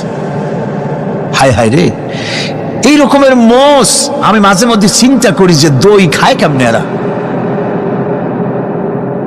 গাঁজা মদ খাইয়া এগুলো মাজার মধ্যে গিয়ে পড়ে থাকে। আর কি জানি আছে ওইটারে ঘষে আর বলে মদিনা যাব কেমনে, মদিনা যাব কেমন। তুই মদিনা যাবি কেমনে? মদ খেয়ে গাঁজা খেয়ে তুই যাবি মদিনা? একটা কথা হইল? তোর নাপাক কদম আল্লাহ পাকের আরদে মুকদ্দাসে উঠতে পারে না। বদকার, জিনাকার, শারাবি, কাবাবি আল্লাহ পাকের নাফরমান। কতগুলা শালু কাপড় গায়ে দিয়া মাথায় কতগুলা চুল রাখিয়া তারপরে গ্রামের নামে শরীফ। আশ্চর্য কথা, এই গ্রামের নাম শরীফ, ওই গ্রামের নামের মাথায় গিয়া শরীফ। শরীফ তো মক্কা শরীফ, মদিনা শরীফ, কোরআন শরীফ, হাদিস শরীফ। আর শরীফের দরকার নাই। শরীফের জাত মারছে গ্রামে গ্রামে শরীফ লাগাইয়া। কর্ণফুলী শরীফ, চন্দ্রকোনা শরীফ। আশ্চর্য কথা, শরীফ শব্দটা তেজ থাকা উচিত, ঠিক কিনা কন? আমার রাষ্ট্রের ভিতরে কোন মানুষ যদি ঋণগ্রস্ত অবস্থায় মারা যায় আর তার ঋণ পরিশোধের অর্থ যদি না থাকে, তাহলে তার ঋণ পরিশোধের দায়িত্ব আর তার বিবি বাল বাচ্চা প্রতিপালনের দায়িত্ব আমি মুহাম্মদ আমার কাঁধের উপরে নিয়ে নিলাম। দারিদ্র বিমোচনের জন্য নবী করিম সাল্লাল্লাহু আলাইহি ওয়াসাল্লাম মানুষকে কাজ দিয়েছেন, ভিক্ষা কম দিয়েছেন। কেউ চাইলে, রাসূলের আদত মুবারক ছিল, কেউ কিছু চাইলে পকেটে হাত দিতেন, থাকলে দিতেন। জীবনে একদিনের জন্য কাউকে না বলেন নাই। বলেছেন কিছু নাই, বলতেন আজকে দিতে পারলাম না, তুমি আবার এসো, দেব না এরকম কথা জীবনে একবারও বলেন নাই। সুবহানাল্লাহ। শুধু দিয়েছেন, কিছু নেন নাই। আল্লাহ, সারা জীবন মানুষের কষ্ট বুকের উপরে ধারণ করেছেন, কাউকে কষ্ট দেননি। ক্ষুধার্ত মানুষের দুয়ারে দুয়ারে গেছেন, নিজে ক্ষুধায় কষ্ট করেছেন। হযরত আবু বকর ওমর মসজিদে নববীর ভেতরে বসে অসময় বসে আছেন। রাসূলুল্লাহ দিনের বেলা জিজ্ঞেস করলেন, তোমরা এই অসময় এখানে কেন? তারা বললেন, আমরা ক্ষুধার্ত, 2-3 দিন কিছু খাই না। রাসূলুল্লাহ বললেন, আমারও তো একই অবস্থা, চলো। 3 জন বেরিয়ে গেলেন। মসজিদে নববীর পাশেই ছিল হযরত আবু আইয়ুব আনসারী রাদিয়াল্লাহু তাআলা আনহুর বাড়ি। আমি 1973 সনে স্বাধীন বাংলাদেশের প্রথম হজ আমি করেছিলাম। 4733 টাকা ছিল বিমানের ভাড়া। তখন মসজিদে নববীর পাশেই ছিল আবু আইয়ুব আনসারী রাদিয়াল্লাহু তাআলা আনহুর বাড়ি। সেই বাড়িতে গেলাম। ওইখানে একটা বাক্সের ভিতরে, একটা গ্লাসের বাক্সের ভিতরে ছিল রাসূলের ব্যবহার করা তরবারি, তীর আর ধনুক। আমি বহুত চেষ্টা করছিলাম গ্লাসটা উঠাবার জন্য, কারণ এটা সেই তরবারি, সেই তীর, সেই ধনুক যেখানে আমার রাসূলের হাতের পরশ লেগেছিল। যদি ধরতে পারতাম প্রাণ করে একটা চুমা দিতাম। এই বাড়িতে গিয়ে রাসূলুল্লাহ উপস্থিত হলেন। আবু আইয়ুব আনসারী 3 জন মেহমান, এর থেকে শ্রেষ্ঠ মেহমান আছে? স্ত্রীকে বললেন, তাড়াতাড়ি একটা ছাগল জবাই করো, রুটি বানাও। তিনি চলে গেলেন বাগানে। বাগান থেকে কিছু খোরমা আনলেন। হাদিস শোনাচ্ছি, গল্প নয়। কিছু খোরমা এনে রাসূলের সামনে রাখলেন। রাসূলুল্লাহ বললেন, এর মধ্যে কাঁচা পাকা, আধা পাকা 3 পদের খাজুর, আমি কোনটা খাবো? হযরত আবু আইয়ুব বলেন, 3 প্রকারের খেজুরে আপনি হাত দিবেন, কারণ আপনার হাত যে প্রকারের খেজুরের গায়ে লাগবে আমার বাগানে আল্লাহ রাব্বুল আলামিন সেই খেজুরে বরকত দিয়ে দিবে। কিছুক্ষণ পরে রান্না হয়ে গেল। রাসূলের সামনে গোশত আসলো, রুটি আসলো। আল্লাহর নবী খাবারের শুরুতে 2-1টা রুটি আর 2-3টা গোশত টুকরা রুটি দিয়া পেঁচায়া হযরতে আবু আইয়ুব আনসারীর হাতে দিয়ে দিলেন। বললেন, আবু আইয়ুব, এই রুটি আর গোশত টুকরা নিয়ে যাও, আমার কলিজার টুকরা মা ফাতেমা গত 3 দিন হলো কিছু খায় নাই। দুনিয়ার মানুষের খাবার পৌঁছায়ছেন, নিজে না খেয়ে থেকেছেন। হযরত আয়েশা বলেছেন, 1 দিন 2 দিন না, মাসের পর মাস রাসূলুল্লাহর স্ত্রীদের ঘরে চুলায় আগুন জ্বলে নাই। হযরত ওমর রাদিয়াল্লাহু তাআলা আনহু রাসূলুল্লাহর ঘরে প্রবেশ করেছেন। এখনো ঘরটা আছে মসজিদে নববীর কোনায়, ছোট্ট ঘরটা, বিশ্বনবীর ঘর। তিনি ঘরের মধ্যে প্রবেশ করে দেখেন রাসূলুল্লাহ শুয়ে আছেন। তারপরে হযরত আবু বকর সালাম করলেন, রাসূলুল্লাহ উঠে বসলেন। হযরত ওমর রাদিয়াল্লাহু তাআলা আনহু বাচ্চা শিশুর মতো বুক রেখে কেঁদে উঠলেন। নবীজি জিজ্ঞেস করলেন, ওমর কাঁদো কেন? হযরত ওমর বলছেন, ইয়া রাসূলুল্লাহ, আমি বিশ্বনবীর ঘর দেখতেছি, ছোট্ট একটি ঘর, এক কোণায় পানি শূন্য সরাহি কাত হয়ে পড়ে আছে, এক পাশে একটা গ্লাস, আর আপনি যে বিছানায় শোয়া, চাদর নাই, বালিশ নাই, দড়ি দিয়া বুড়ানো খাটিয়ার উপরে শুয়েছিলেন, হাতের তলায়, মাথার তলায় হাত দিয়ে আপনার জান্নাতি শরীর মোবারকের পিঠের উপরে দড়ির দাগ আমি সহ্য করতে পারছি না ইয়া রাসূলুল্লাহ। কাফেরেরা পৃথিবীতে এত শান্তি করলো, আর আল্লাহ রাসূলের গায়ে দড়ির দাগ।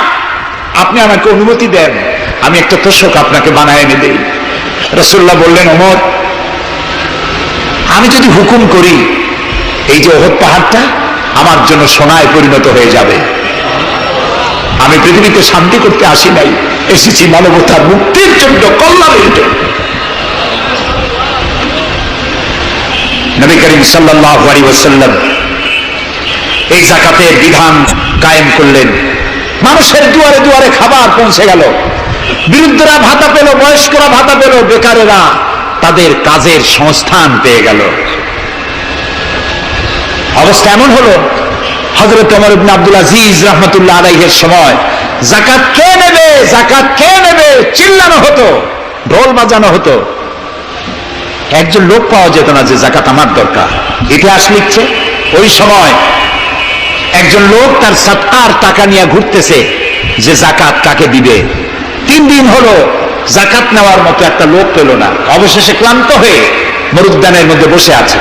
কিছু সময় পর দেখলো যে একটা লোক, ধুলায় ধূসরিত চেহারা, তিনি এসেছেন, হাতে একটা বড় টোপলা। এই লোকটি বলল, পথিক, আসসালামু আলাইকুম, আমি 3 দিন ঘুরলাম এই দেশে, একটা মানুষ পেল না যাকে আমি সাদকার টাকা, যাকাতের টাকা দিতে পারি। আপনাকে মনে হচ্ছে গরিব মানুষ, জামা কাপড় ময়লা, আপনি আমার এই টাকাগুলি নিয়ে আমাকে উদ্ধার করুন। লোকটি বলছে, তোমার মাথা ঠিক আছে কিনা আমি জানি না, তুমি কি মনে করছো যে আমার এই বস্তার মধ্যে ছেঁড়া খাতা? তোমার ওই টোপলায় যত টাকা, ওর থেকে অনেক বেশি টাকা আমার এই বস্তার ভিতরে। আমি 1 সপ্তাহ ঘুরতেছি, একটা গরিব মানুষ পাই না এই দেশে। এটি হলো যাকাতের কল্যাণময়তা, যাকাত ভিত্তিক অর্থ ব্যবস্থার কল্যাণময়তা। যারাই যাকাত দেয় না, অর্থকে সঞ্চিত করে, সোনা এবং রূপাকে সঞ্চয় করে, তাদের সম্পর্কে আল্লাহ কি বলছেন? والذين يكنزون الذهب والفضة ولا ينفقونها في سبيل الله فبشرهم بعذاب أليم। যারা নাকি রৌপ্য এবং স্বর্ণ সঞ্চয় করে, আমার রাস্তা খরচ করে না, মানে গরিবদের দেয় না, সঞ্চিত করে রাখে, তাদের জন্য কঠিন পীড়াদায়ক শাস্তির সুসংবাদ দাও। প্রশ্ন উঠতে পারে, শাস্তির কি সুসংবাদ হয়? শাস্তির কি হয়? আল্লাহ সুসংবাদ বললেন কেন? এটা বোঝাবার জন্য ছোট্ট একটি দৃষ্টান্ত যথেষ্ট। মা যদি ছেলেকে কন্ট্রোল করতে না পারে, দারুণ দুষ্ট, মা তখন বলে, দাঁড়া, তোর বাপ আসুক, আমি তারে নালিশ করবো, এমন পিটটি দেবে, তখন মজা টের পাবি। পিটাইলে কি মজা লাগে? তাহলে মজা বললো কেন? শাস্তির তীব্রতা বোঝাবার জন্য মজা শব্দ ব্যবহার করা হয়। এটা কোরআনে কারীমের বাগধারা। আল্লাহ তাআলা বলছেন, তীব্র শাস্তির সুসংবাদ দাও। স্বর্ণ আর রৌপ্য জমা করে রেখেছো, যাকাত দাওনি। বহু মহিলার অসংখ্য সোনারূপা আছে, যাকাত দেন না।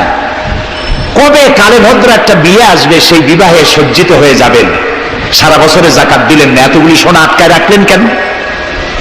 আল্লাহ চান না টাকা পয়সা পুঞ্জীভূত হয়ে থাকুক। কোরআন শুধু নামাজ রোজা নয়, দেখুন না আল্লাহ কি বলছেন। আল্লাহ বলছেন, কায়লা ইয়াকুনা দুলাতাম বাইনাল আগনিয়াই মিনকুম। আল্লাহ বলছেন, তোমাদের কিছু সংখ্যক ধনীদের মধ্যে তোমাদের সম্পদগুলি পুঞ্জীভূত হয়ে যাক, এটা আমি চাই না।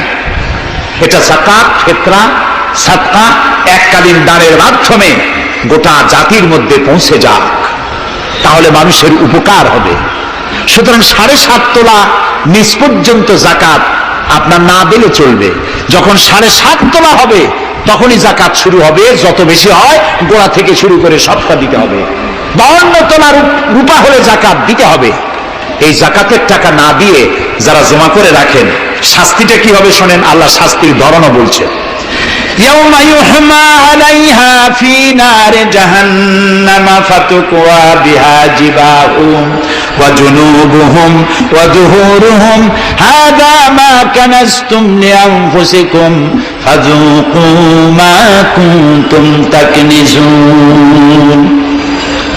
এমন একদিন আসবে যখন এই স্বর্ণা রৌপ্যকে জাহান্নামের আগুন দিয়ে জ্বালায়া সিল বানানো হবে, আর এই সিলগুলি তোমার কপালে, তোমার পার্শ্বদেশে, তোমার পৃষ্ঠদেশে সিল মারা হবে জাহান্নামের আগুন দিয়ে, আর বলা হবে হাযা মা কানাসতুম লিআনফুসিকুম, এই হলো তোমার সেই সব সঞ্চিত সম্পদ যা তুমি সঞ্চয় করে রেখেছিল, আল্লাহর রাস্তায় খরচ করো নাই। রাসূলের কাছে প্রশ্ন হয়েছে, ওয়ায়াসআলুনাকা মাযা ইউনফিকুন, হে রাসূল আপনাকে প্রশ্ন করা হয় যে কি খরচ করব। আল্লাহ তাআলা বলছেন কুলিল আফওয়া, বলুন প্রয়োজনের অতিরিক্ত জিনিস আল্লাহর রাস্তায় খরচ করে দাও। আমরা প্রয়োজনের অতিরিক্তটা ব্যাংকে জমা রাখি, আল্লাহ বলেন খরচ করো। যত খরচ করবে আল্লাহ তত বাড়াই দিবেন। দেখেন না আল্লাহ বাড়ায় কেমনে। আল্লাহরে বিশ্বাস করেন যে আল্লাহ যে বাড়াইতে পারেন, এটাকে বিশ্বাস করেন? এটি তো ইমানের প্রশ্ন। কেউ যদি জবাব দিতে ব্যর্থ হন তাহলে তো কুলক্ষণ। আল্লাহ কি সম্পদ কমানো আর বাড়ানোর মালিক কে? ইয়ামহাকুহুল্লাহুর রিবা ওয়া ইউরবিস সাদাকাত। আল্লাহ তাআলা বলছেন আমি সুদকে ধ্বংস করি আর সাদকাকে বৃদ্ধি করি।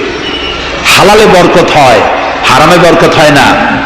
আজ গোটা পৃথিবীতে, শুধু বাংলাদেশে নয়, গোটা বিশ্বে ওয়ার্ল্ড ব্যাংকের দৃষ্টিতে ইসলামী ব্যাংক পৃথিবীতে সব থেকে সফল ব্যাংক। আলহামদুলিল্লাহ। তাও আলহামদুলিল্লাহ কব না কেন? কারণ হালালে বরকত হয়, হারামে বরকত হবে না। আচ্ছা, কুত্তায় বাচ্চা দেয় কত কম? তো অত ফ্যামিলি প্ল্যানিং নাই, জনমের মতো হয়। এই কুত্তাগুলি যদি সব বাঁচত তাহলে বরিশাল দিয়ে হাঁটতে পারতেন? কুত্তার জ্বালায় হাঁটতেই পারতেন না। গরুতে, গাভীতে বাছুর দেয় কয়টা বছরে? একটা, মাত্র একটি। আর মুসলমানেরা গরু যা জন্মের খাওয়া খায়, তারপরেও কুত্তা বেশি না গরু বেশি? এই কারণে যেহেতু গরু হালাল তাই গরুতে বরকত, কুত্তা হারাম তাই বরকত নাই। ইসলামী ব্যাংক শুধু ব্যাংকিং সেক্টরেই কাজ করে না, জাতির কল্যাণমূলক বহু সংখ্যক কাজ তারা করে থাকে।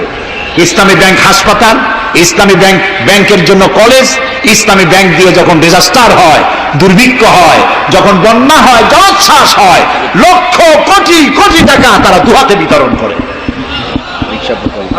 হ্যাঁ, অনেক প্রকল্প আছে। মেধাবী ছাত্র, গরিব ছাত্রদেরকে স্টাইপেন্ড দেয়, বিধবা নারীদেরকে কি বলে সেলাই করে, সেলাই মেশিন দেয়। যাকাত আরেকটু বলি, আপনারা বিরক্ত হন না তো? যাকাত আমরা কি করি? বছরে একদিন শাড়ি আর লুঙ্গি কিনে প্রদর্শন করি, এক্সিবিশন। অমুক সাহেব যাকাত দেবেন, আপনারা আসবেন। দলে দলে ফকিররা আসলো, একটা লুঙ্গি আর শাড়ি নিতে গিয়ে পদপিষ্ট হয়ে 5টা 10টা মারা গেল। হয় না বাংলাদেশে? এই প্রদর্শনী এক্সিবিশনের কোনো মানে নাই। যাকাত নিতে তোমার বাড়ি কেন লোক আসবে? তুমি যাকাতের টাকা তার হকদারের কাছে পৌঁছাইয়া দিবা। কারণ গরিব তোমার করুণার পাত্র নয়। অফি আমওয়ালিহিম হাক্কুল লিসাইলি ওয়াল মাহরুম। আল্লাহ তাআলা বলছেন তোমার সম্পদের ভিতরে গরিবদের অধিকার আছে। গরিব তোমার করুণার পাত্র নয়। যাকাত দিয়ে আসো তার বাড়ি যায়। তবে শাড়ি আর লুঙ্গি দেওয়া কোনো অর্থবহ কাজ নয়। কি দিবেন? রাসূলুল্লাহর কাছ থেকে শিখুন। ওই যে একজন আসলো, ভিক্ষা চাইলো, বলল তোমার কি কিছু নাই? বলল আছে। কি আছে কোন তো? মাশাআল্লাহ, জানি সবাই, কিন্তু আমল করি না। দুনিয়ায় যত ভালো কথা সব বলা হয়ে গেছে, বাকি আছে শুধু পালন করা। রাসূলুল্লাহ তাকে বললেন কম্বল আনো। বিক্রি করে কিনলেন কি? কুড়াল। রাসূলুল্লাহ তার নিজের পবিত্র হাত দিয়ে কুড়ালে হাতল লাগাই দিলেন, বললেন যাও জঙ্গলে কাঠ কাটো, বাজারে বিক্রি করো, ভিক্ষা কোনো দিন আর করবা না। 1 বছর পর, হাদিস শুনুন, 1 বছর পর ওই ভিক্ষুক এসে বলছেন, আসসালামু আলাইকা ইয়া রাসূলুল্লাহ, হুজুর আপনি আমাকে চিনেছেন? আমি সেই ভিক্ষুক যে ভিক্ষা নিতে এসেছিলাম, আপনি আমাকে ভিক্ষা না দিয়ে কুড়াল দিয়েছিলেন, কুড়াল দিয়া কাঠ কাটিয়া বাজারে বিক্রি করে আমার কাছে এখন যাকাত দেওয়ার মতো অর্থ জমা হয়ে গেছে। এটার নাম ইসলাম। শুধু নামাজ রোজা জিকির আজগারের জন্য শুধু নয়, নামাজ রোজা জিকির আজগার তো করবো, কিন্তু আমার মানুষকে দারিদ্র বিমোচন করতে হবে। সুতরাং যাকাতের টাকা দিয়ে একটা শিক্ষিত বেকার যুবককে একটা কম্পিউটার কিনে দেন, একটা বিধবা মহিলাকে একটা সেলাই মেশিন কিনে দেন, তার সতীত্ব সে বাঁচাতে পারবে। ক্ষুধার জ্বালায় মানুষ যখন অসহনীয় পর্যায়ে চলে যায়, তখন সে দেহ ব্যবসার মতো নিকৃষ্ট পর্যায়েও চলে যায়। এজন্য ধনীরা দায়ী হবে আল্লাহর কাছে। কচু গাছ কাটতে কাটতেই মানুষ খুন করে। একটা এতিম বাচ্চা ক্ষুধার জ্বালায় ঘুরতেছে, ওই বাচ্চাটি আপনি তাকে একটু আদর করেন, ওরে আপনি একটা চীনাবাদামের বাক্স কিনে দেন 50 টাকা 100 টাকা দিয়া, কিছু চীনাবাদামের পুঁজি দেন, একটা পানের খিলি বানাইয়া বিক্রি করার পুঁজি দেন, কয়েকটা বুট পলিশের কালি আর ব্রাশ কিনে দেন, সে রাস্তায় বসে জুতা পালিশ করবে, ছেলেটি পকেট মারা থেকে চুরি করা থেকে বেঁচে যাবে, সমাজ সংস্কার হবে, সমাজ অপরাধ মুক্ত হবে, সমাজ থেকে দারিদ্র বিমোচন হবে। আলহামদুলিল্লাহ বলুন। আপনি কি জানেন এই যে গাছগুলি লাগালে পরে কত সওয়াব হয়, এবং দারিদ্র বিমোচনের জন্য গাছের কি বিশাল ভূমিকা। রাসূলুল্লাহ বলেছেন, হাদিস, তোমার কাছে যদি এমন খবর আসে যে কিয়ামত হচ্ছে, আর তখন যদি তোমার কাছে কোনো গাছের চারা থাকে, কিয়ামত হচ্ছে, গাছের চারাটি কিয়ামত আসার পূর্বেই গাছের চারাটি লাগিয়ে যাও, কিয়ামতের দিন সত্তায় জারিয়ার সব পেয়ে যাবে। একটি গাছ যদি কেউ লাগায়, ওই গাছে যত পাখি বসবে, ফল হবে, মানুষে খাবে, আশ্রয় নেবে মানুষেরা, কিয়ামত পর্যন্ত সদকায়ে জারিয়ার সব মানুষ কবরে বসে বসে পেতে থাকবে। সব জায়গায় সওয়াব আর সওয়াব জানি না, খালি মনে করি ইল্লাল্লাহ ইল্লাল্লাহ বলতে পারলেই সওয়াব। আর খালি ইল্লাল্লাহ বলবেন বা কেন? যারা এই ধরনের জিকির করেন, আমার মনে দারুণ প্রশ্ন, জবাব খুঁজে পাই নাই। আল্লাহর কলেমাকে খণ্ডিত করে জিকির করার পারমিশন কোন হাদিস দিয়েছে? কে দিয়েছে এই পারমিশন? লা ইলাহা ইল্লাল্লাহ, এটা হলো পূর্ণাঙ্গ কালেমা, কমপ্লিট হচ্ছে মুহাম্মদ রাসূলুল্লাহ। আফজালুল যিকর লা ইলাহা ইল্লাল্লাহ। কতক্ষণ লা ইলাহা ইল্লাল্লাহ, কতক্ষণ ইল্লাল্লাহ ইল্লাল্লাহ ইল্লাল্লাহ। এর অর্থ কি? আল্লাহ ছাড়া, আল্লাহ ছাড়া, আল্লাহ ছাড়া। আল্লাহ ছাড়া কি? কমন সেন্সের শুধু কমন বাদ দিয়া শুধু সেন্স যদি থাকে, কোন মুসলমানের এমন জিকির করা উচিত নয়। তবে common sense is very uncommon. দুর্ভাগ্য জাতি। প্রিয় ভাই সব, দারিদ্র বিমোচনের জন্য আল্লাহ তাআলা এইসব ব্যবস্থা করে রেখেছেন। কাজ করে খাও, আয় থেকে দায় শোধ করো। আপনার পুকুর কেটে চতুর্দিকে পুকুরের কান্দায় পেঁপে গাছ লাগান, কলা গাছ লাগান, হাঁস পালেন, হাঁসগুলি পানিতে সাঁতার কাটবে, ভেতরে মাছ থাকবে, হাঁসের পায়খানা খেয়ে মাছ বড় হবে, হাঁস বড় হয়ে ডিম দেবে, এই ডিম বিক্রি করবেন, মুরগি বিক্রি করবেন, পেঁপে বিক্রি করবেন, কলা বিক্রি করবেন। মানুষের কাছে হাত পাতার চাইতে নিকৃষ্ট কাজ আর নয়। রাসূলুল্লাহ বলেছেন, আল্লাহর কাছে এই রকমের হাতের চাইতে এই রকমের হাতের মর্যাদা বেশি। এইটার নাম কি? চাওয়া। বলেন এইটার নাম কি? এইটার নাম আল্লাহর কাছে এইটার কোনো দাম নাই, কোনো দাম নাই। আল্লাহর কাছে দাম এইটা। এই জন্য যারা শ্রমিকদের সম্পর্কে আমার রাসূল বলেছেন, আল কাসিব হাবিবুল্লাহ, যারা সহজে উপার্জন করে খায় ওরা আল্লাহর বন্ধু। আপনারা শ্রমিক না, সেই জন্য সুবহানাল্লাহ কইতে পারলেন না। আলহামদুলিল্লাহ বলে রাসূলুল্লাহর হাদিস শোনাচ্ছি, আমি গাজী কালু চম্পাবতীর পুঁথি শোনাচ্ছি না। আল কাসিব হাবিবুল্লাহ, যে ব্যক্তি সহজে উপার্জন করে খায় সে আল্লাহর বন্ধু। এখন যদি কোন রিকশাওয়ালা, কুলি মজুর, ঠেলাওয়ালা যদি মনে করে আল্লাহর বন্ধু যখন হইছি নামাজ রোজা দিয়ে আর করবো, এটি কিন্তু ঠিক নয়। আল্লাহর বন্ধু হওয়ার জন্য নামাজ রোজা অত্যন্ত জরুরি। আর আপনি যে কষ্ট করে খাচ্ছেন, আপনার পয়সা হালাল। যে ব্যক্তি রিক্সা চালায়, 2.5 মনে বস্তা মাথায় করে স্টিমারে উঠায়, ওর চাইতে হালাল পয়সা কারো নাই। মাথার ঘাম পায়ে ফেলে উপার্জন করছে। আপনি জানেন না যে দালানে যারা আছে খুব শান্তিতে নাই। বাইরের থেকে দেখে ভেতরের অবস্থাটা বোঝা যায় না। গুলশান, বনানী, আভিজাত্যপূর্ণ এলাকার বিশাল বিশাল বাড়ি দেখে আপনার চোখ ধাঁধা লেগে যেতে পারে, খুব শান্তির নিলয়। না, শান্তি নাই। বাড়ির মালিক, বহু টাকার মালিক, রাত্রিবেলায় ঘুম হয় না।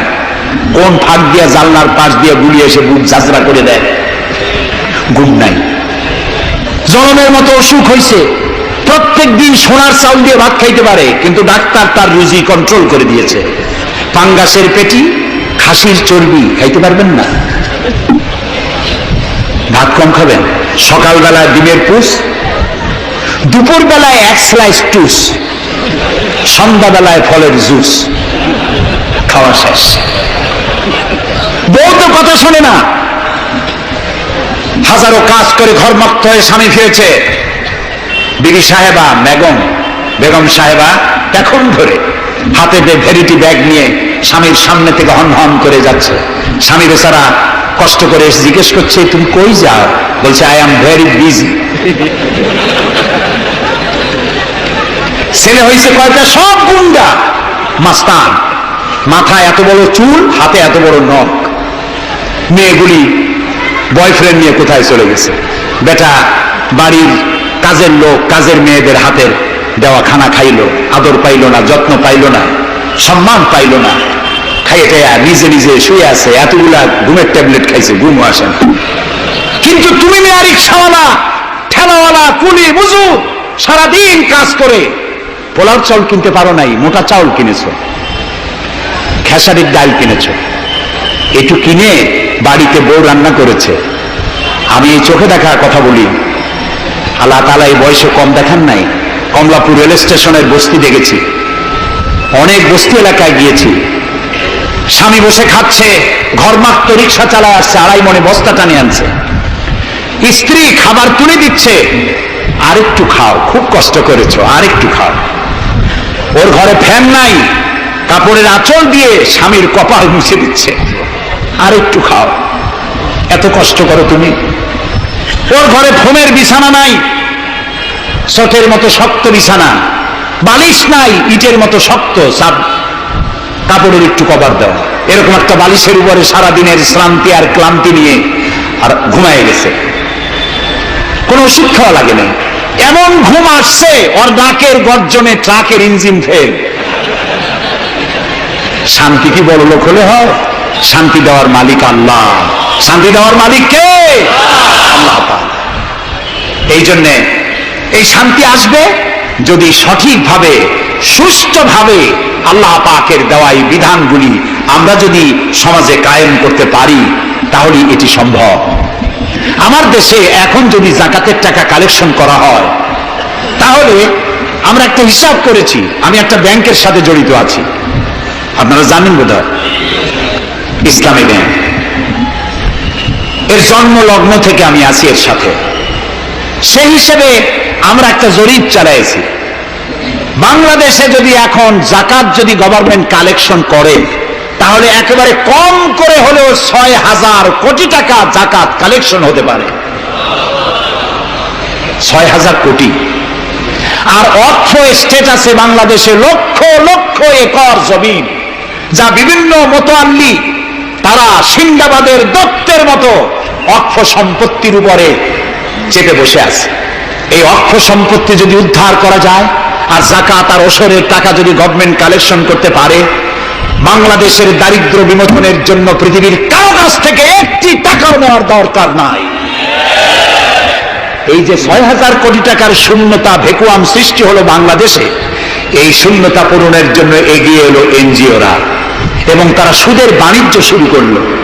ব্যাংক সুদ নেয় 15 or 17%, আর এনজিওরা নেয় 35 থেকে 40%। মারাত্মক সুদখোর। সমাজে কাবুলিওয়ালাদের মতো সুদ চালু করে দিয়েছে। প্রিয় ভাই সব, বাংলাদেশ একটি সম্পদশালী দেশ। যারা বলে, আমি পার্লামেন্টে একবার বক্তৃতায় বলেছিলাম যে যারা বলে বাংলাদেশ গরিব, আমি তাদের সাথে একমত হতে পারি না। আমার দেশ সম্পদশালী দেশ, আলহামদুলিল্লাহ বলে। আমার দেশ, এ বাংলাদেশের আবাদযোগ্য জমির পরিমাণ 2,40,00,000 একর। আলহামদুলিল্লাহ বলবেন না? এখানে বনজ সম্পদ আছে 32,53,860 কিলোমিটার বর্গমিটার নিয়ে, বর্গমাইল জুড়ে। এখানে আল্লাহর হিকমতটা দেখেন। সুন্দরবন আমাদের থেকে দূরে না কাছে? বরিশাল, বরগুনা, বাগেরহাট, সাতক্ষীরা, এই এলাকায় সুন্দরবন কে বানাইছে? কোন গভর্নমেন্ট বানিয়েছে? কেন আর অন্য জায়গায় বানানো হলো না কেন? উত্তরবঙ্গে বানাইলো না কেন? কারণ আমাদের বঙ্গোপসাগর হলো সাইক্লোন জোন। এখান থেকেই ঘূর্ণিঝড়ের উৎপত্তি হয়, সাইক্লোন জোন। 240, 80, 300 অথবা সহস্র মাইল স্পিডে বা 500 মাইল স্পিডে ঝোড়ো হওয়া প্রবাহিত হওয়ার জন্য ঘূর্ণিঝড় প্রস্তুতি দেয়। আবহাওয়া বার্তা দিয়ে তা শোনানো হয়। উপকূলীয় এলাকায় যদি আল্লাহ তাআলা সুন্দরবন তৈরি না করতেন, তাহলে সমুদ্রের ঘূর্ণিঝড়ের প্রথম ধাক্কায় কুয়াকাটা, পটুয়াখালী, বরগুনা, সাতক্ষীরা, পিরোজপুর, বাগেরহাট, বরিশাল প্রথম ধাক্কায় উড়ে চলে যেত।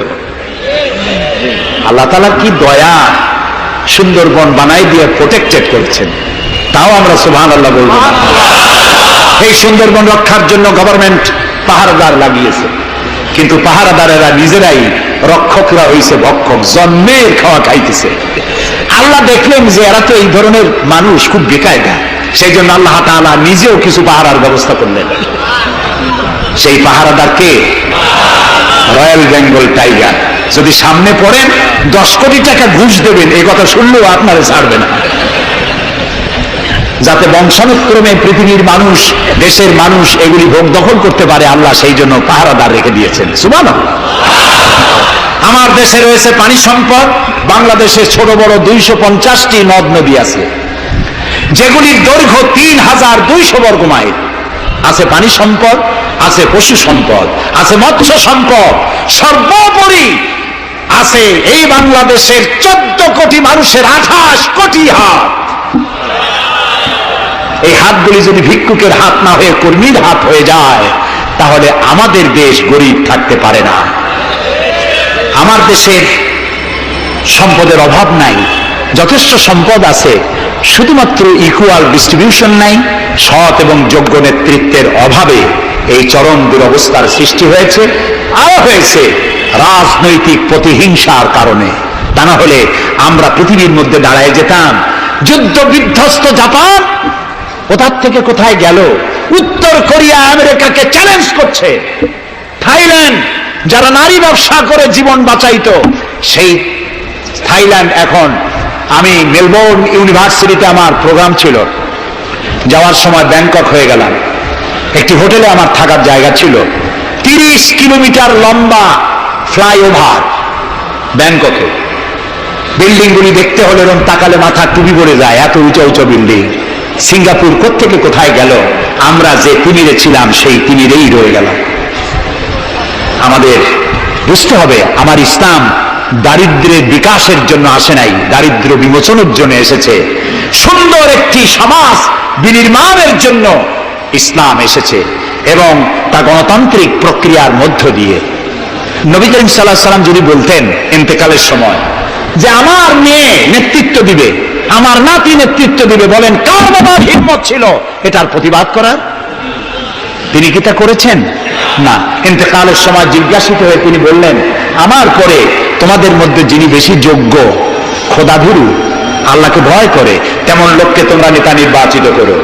আবু বকর রাদিয়াল্লাহু তাআলা তাই বলেছেন, ওমর, ওসমান, আলী তাই বলেছেন। সুবহানাল্লাহ বলেন। ওয়া আমরুহুম শুরা বাইনাহুম, এটি হলো গণতন্ত্র। তোমরা তোমাদের পরামর্শ ভিত্তিতে তোমাদের রাষ্ট্র সমাজ পরিচালনা করো। সুবহানাল্লাহ বলেন। কে বলে কোরআন শুধুমাত্র একটি ধর্মগ্রন্থ, বেদ আর বাইবেলের মতো? নিশ্চয়ই নয়। কোরআন একটি পূর্ণাঙ্গ জীবন বিধান, যা মানুষের জীবনের কথা বলে। এই মাসটার নাম কি? আরবি মাসের নাম কি? মুহররম। এটি সেই মাস যে মাসে খেলাফতকে প্রতিষ্ঠার জন্য রাসূলের কলিজার টুকরা নয়নের পুতুল ইমাম হোসেন কারবালার ময়দানে শাহাদাত বরণ করেছিলেন, রাজতন্ত্রের বিরোধিতা করেছিলেন। হযরত ইমাম হোসেন তিনি দেখতে পেলেন 680 খ্রিস্টাব্দে সিরিয়ার দামেস্কে এজিদ ক্ষমতা দখল করলো অগণতান্ত্রিক পদ্ধতিতে, এবং সরকারি মালের কোনো হিসাব নাই, অডিট নাই, স্বৈরাচারী কায়দায় তিনি ক্ষমতা দখল করে মদিনার আহলে বায়েত যারা মদিনার নেতৃবৃন্দকে তার আনুগত্য করার জন্য বাধ্য করলো।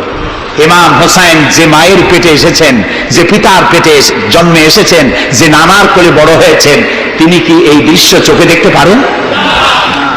তিনি বললেন আমি কুফায় যাব। কুফার লোকেরা দাওয়াত দিল, তিনি কুফায় রওনা করবেন। মদিনার লোকেরা হাতে পায়ে ধরলো, কুফায় আপনি যাবেন না। তিনি বললেন আমি কোন ক্রমে এজিদের বশ্যতা স্বীকার করব না, আমি এর বিরোধিতা করবই। মাত্র 72 জন লোক নিয়ে তিনি কুফার দিকে অগ্রসর হলেন। এই 72 জনের মধ্যে 40 জন পুরুষ আর 32 জন নারী আর শিশু। তিনি যখন কারবালা প্রান্তরে পৌঁছে গেছেন, ইবনে জিয়াদ কুফার গভর্নর, তিনি বাধা দিলেন, বললেন আমার দরবারে হোসেনকে হাজির করো। ইমাম হোসেন বললেন যে ব্যক্তি আল্লাহর আখিরাতকে অস্বীকার করেছে, রাসূলকে অস্বীকার করেছে, আমি তার সামনে জীবন থাকতে যাব না।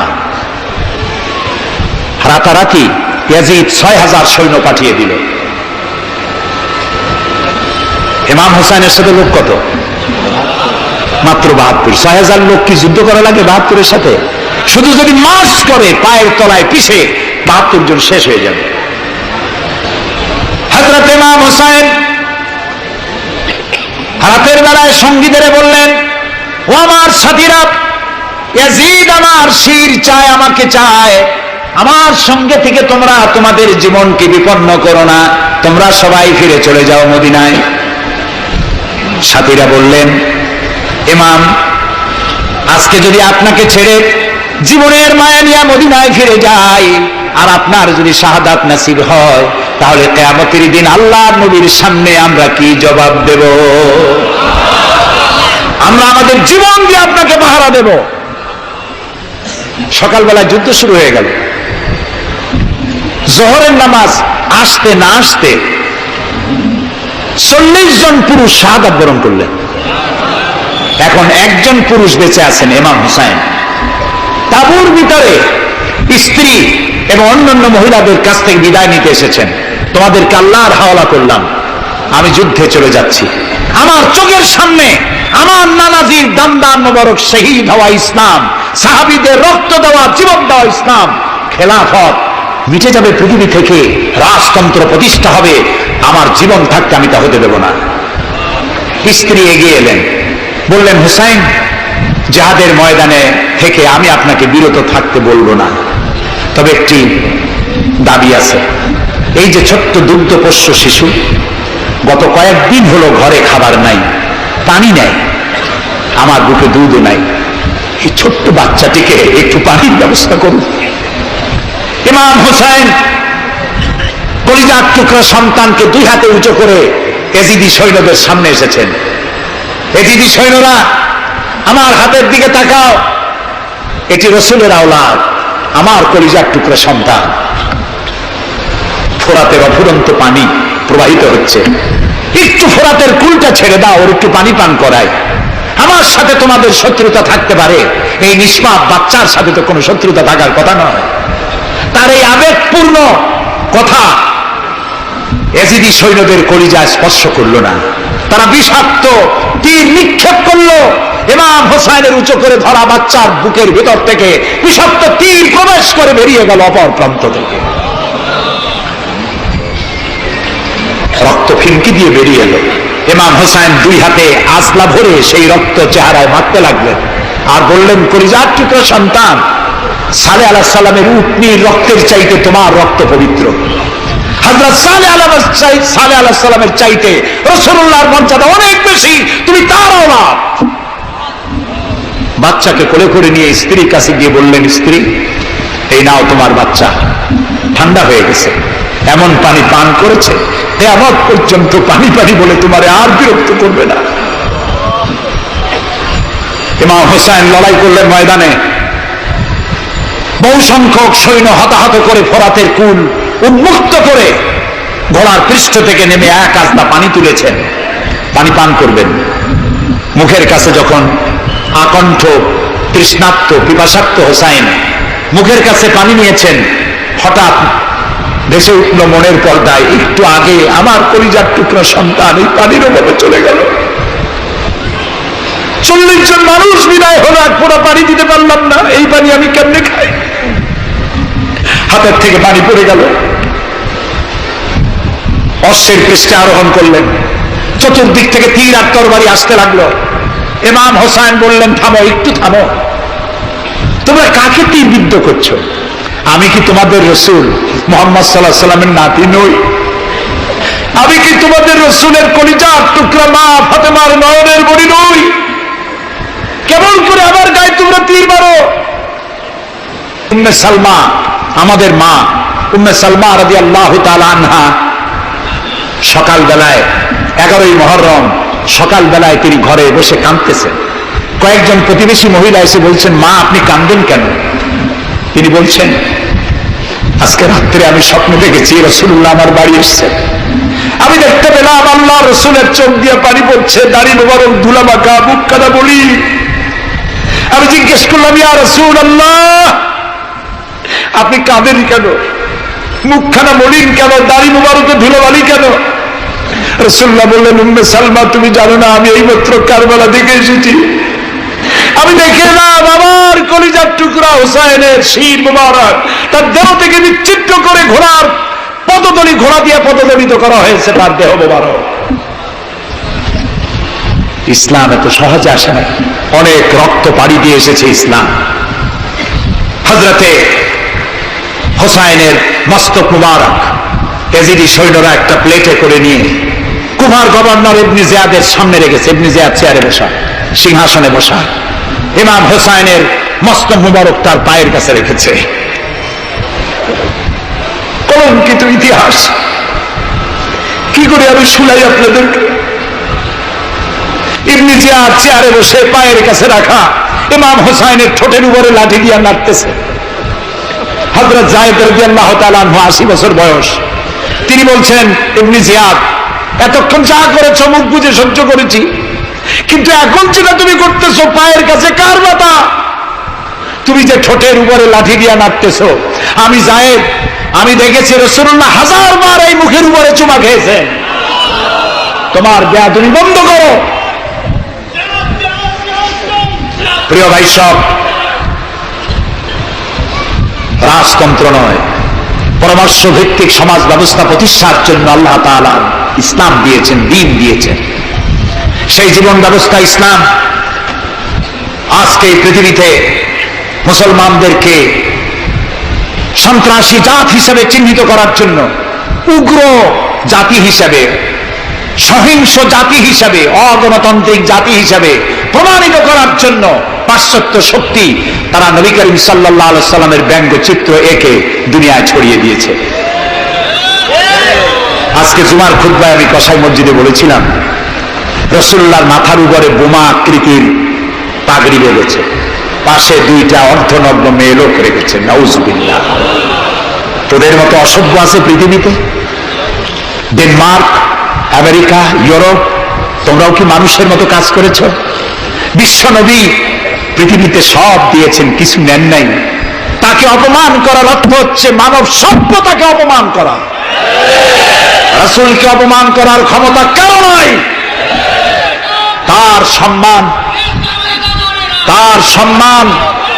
পাহাড় সমান নয়, তার সম্মান আকাশ সমান নয়। রাসূলের সম্মান আল্লাহর আরশ পর্যন্ত।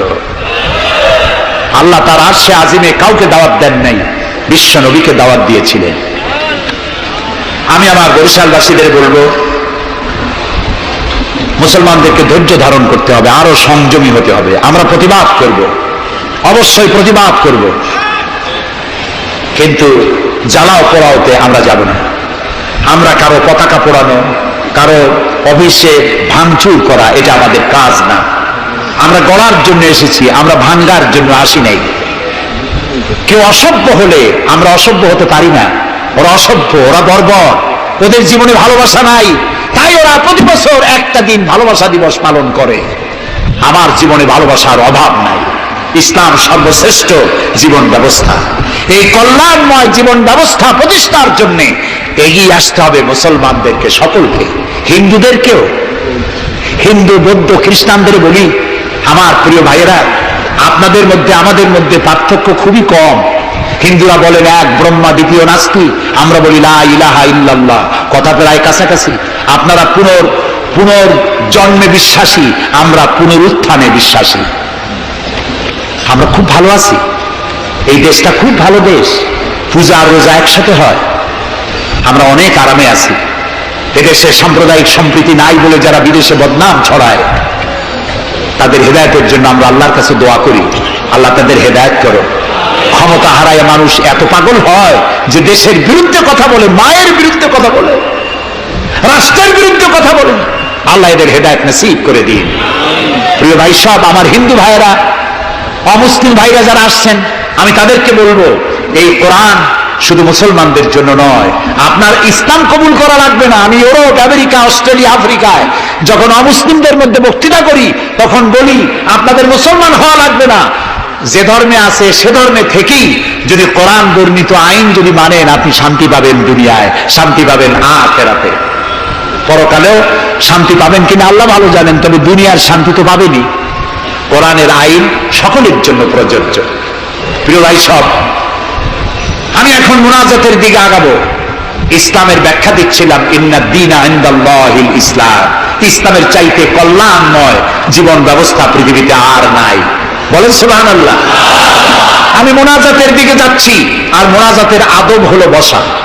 এই রাস্তা জুড়ে যত মানুষ দাঁড়ানো আছেন, সব মানুষ বসুন। গতকাল বলেছিলাম, মুনাজাতের কথা শুনে দুই একজন হাঁটে, এটি কিন্তু বেয়াদবির পর্যায়ে পড়ে। আদবের খেলা। মানুষের হাতে যেমন ক্যামেরা থাকে, ফেরেশতার হাতে ক্যামেরা আছে না? তা আপনি মুনাজাতের কথা শুনে যদি হাঁটেন, আপনি তো বেয়াদবের খাতায় নাম লেখালেন। এমন হতভাগ্য কারো হওয়া উচিত না। মুনাজাত হয় কার কাছে? সেই আল্লাহরে ভয় করেন, জায়গায় বসেন এবং মুনাজাতে শরীক হন। মুসলমানদের বড় দুর্দিন যাচ্ছে, এত বড় দুর্দিন। আমি ছোট্ট মানুষ, আমার জ্ঞান সীমিত, আমার ইলেম কালাম সীমিত, আমার দৃষ্টিভঙ্গি সীমিত। এই সীমিত দৃষ্টিভঙ্গি দিয়ে, আমার পড়াশোনা অবজারভেশনের মধ্য দিয়ে আমি যেটা বুঝতে পারি, বর্তমান পৃথিবীতে মুসলমানেরা যে বিরাট ষড়যন্ত্র আর বিপদের মুখোমুখি হয়েছে, পৃথিবীতে কোনো কালে এত ষড়যন্ত্র, এত বহুমুখী ষড়যন্ত্র আর কোনোদিন হয়েছে বলে আমার জানা নেই। এই ষড়যন্ত্র থেকে বাঁচার জন্য দোয়া করতে হবে কার কাছে? কার কাছে?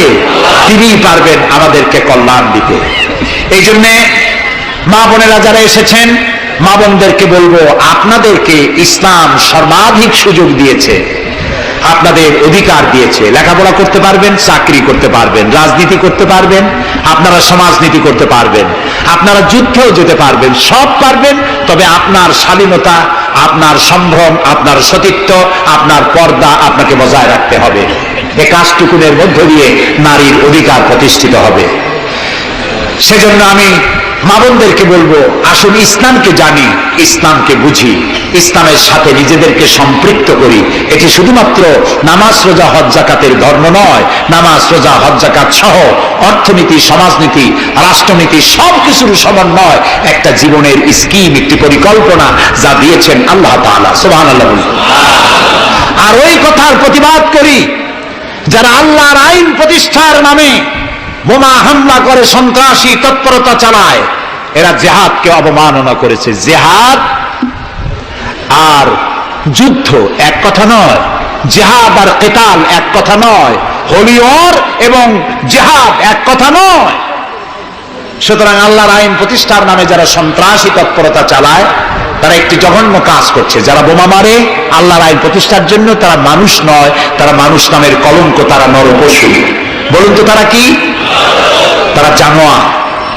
হরকতুল জিহাদ, তারপরে জামাতুল মুজাহিদিন, জুমরাতুল মাসাকিন, আবার আরেকটা নতুন সংগঠন বেরোচ্ছে নাকি শুনলাম, তার নাম করেছে তারা আল জঙ্গিতুল জংলা। এরা কোন জঙ্গল থেকে বাইর হবে আল্লাহ জানে। আপনারা যদি এদের ধরতে পারেন, এদেরকে থানায় সোপর্দ করবেন। আপনি যদি জানতে পারেন, আপনার ছেলের রুম আপনার পরিদর্শন করা উচিত। আপনার ছেলের পড়ার রুমের টেবিলের ড্রয়ারে কি আছে, বালিশের তলে কি আছে, বেডের নিচে কি আছে, সেসব বইপত্র আপনার দেখা উচিত। অর্থ পড়ুয়া, লেখাপড়া জানে না, মা বাপ থেকে বিচ্ছিন্ন করে এইসব ছেলেপেলেদেরকে ওরা ট্রেনিং দেয়। একটা বিচারপতি মারতে পারলেই বেহেশতে যাবা তাড়াতাড়ি, একটা আইনজীবী মারতে পারলে বেহেশতে যাবা, বোমা মারো বেহেশতে যাও। বলেন নাউজুবিল্লাহ। আমাদের দেশে ইসলাম এসেছে বড় বড় আলেম আর বড় বড় আল্লাহর ওলিদের মাধ্যমে ইসলাম এসেছে। তারা কি বোমাবাজি করেছেন? তারা কি সন্ত্রাসী তৎপরতা করেছেন? না। ওই জায়গায় দেখেন হযরত খানজাহান আলী রহমতুল্লাহ আলাইহির কবর আছে না? কোথায়? বাগেরহাটে। খালি কুমির দেখেন না, ইতিহাস দেখেন। তিনি এসে, মানুষের খাবার পানি ছিল না, বড় বড় দিঘি কেটেছেন। এই ছিল তাদের কাজ। দিঘি কেটেছেন, পুকুর করেছেন, রাস্তা করেছেন, মসজিদ করেছেন। হযরত শাহজালাল রহমতুল্লাহ আলাইহি গৌর গোবিন্দের বিরুদ্ধে যুদ্ধ করা লাগে নাই, শুধু আযান দিয়েছেন আর তাদের মূর্তিগুলির কম্পন শুরু হলো। গৌর গোবিন্দ দৌড়াইয়া পলাইয়াও কুল পায় নাই, বিনা যুদ্ধেই দখল হয়ে গেছে সিলেট। সুবহানাল্লাহ। তারা প্রতিবাদ মুখর ছিলেন। হযরতে মুজাদ্দেদ আল ফিসানি রহমতুল্লাহ আলাইহি সম্রাট আকবরের বিরুদ্ধে প্রতিবাদ করেছেন, জেল খেটেছেন, সমাজ সংস্কার করেছেন। এ ছিল অলিউল্লাহদের কাজ। আমাদের দেশে শর্ষিনার পীর, ফুরফুরার পীর, জৌনপুরের পীর, চরমনায় মরহুম পীর হযরত মাওলানা ইসহাক সাহেব রহমতুল্লাহ আলাইহি পীরের মতো পীর ছিলেন। আমি ছাত্র জীবনে তার অনেক ওয়াজ শুনেছি। কান্দা মানুষ পাগল হয়ে যেত। গাছের তার তলারটা দুটো খাওয়ার অভ্যাস ছিল না। তিনি মানুষকে ব্যঙ্গ করেন নাই, কারো বিরুদ্ধে উল্টাপাল্টা ফতোয়া দেন নাই। আমার কাছে ইসলাম, কারো কাছে ইসলাম নাই, এই বাজে কথা তিনি জীবনেও বলেন না।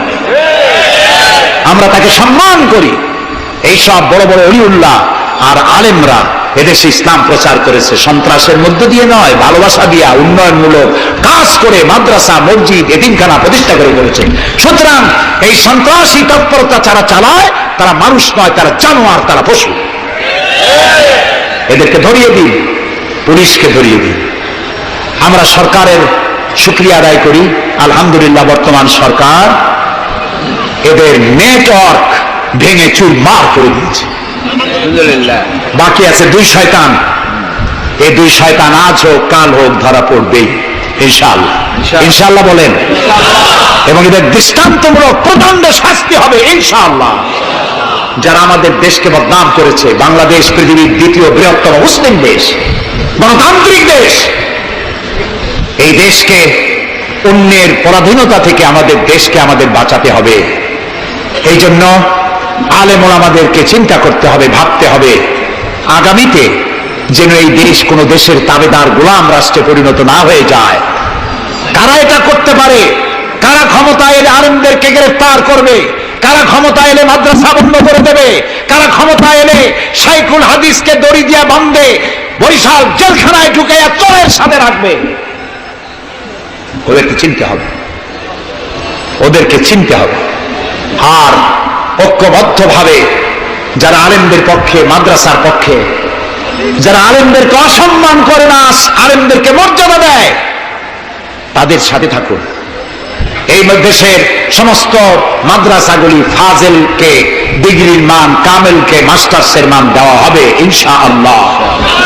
কওমি মাদ্রাসাগুলোকে স্বীকৃতি দেওয়া হবে ইনশাআল্লাহ। আমার দেশে ইসলাম প্রচারিত হয়েছে দুটি শিক্ষা ব্যবস্থার মধ্য দিয়ে, আলিয়া এবং কওমি। আমরা কোনোটাকে ঘৃণা করি না, দুটোই। আমি পল্টনে বক্তৃতা বলেছিলাম, কেউ যদি আমাকে জিজ্ঞেস করে আপনার দুটি চোখের মধ্যে কোনটা আপনার প্রিয়, আমি পাল্টা প্রশ্ন করতে চাই, আপনি বলুন আপনার কাছে কোনটা প্রিয়? আপনার কাছে যদি দুটোই প্রিয় হয়, আমার কাছেও দুটোই প্রিয়। আলিয়াও প্রিয় আমার চোখের মতো, কওমি মাদ্রাসাও আমার প্রিয়। এই মাদ্রাসাগুলি এখানে আছে বলে ইসলাম আছে, মাদ্রাসা থাকবে না, ইসলাম থাকবে না। সুতরাং মাদ্রাসা হচ্ছে ইসলামের লালন কেন্দ্র। মসজিদও থাকবে না।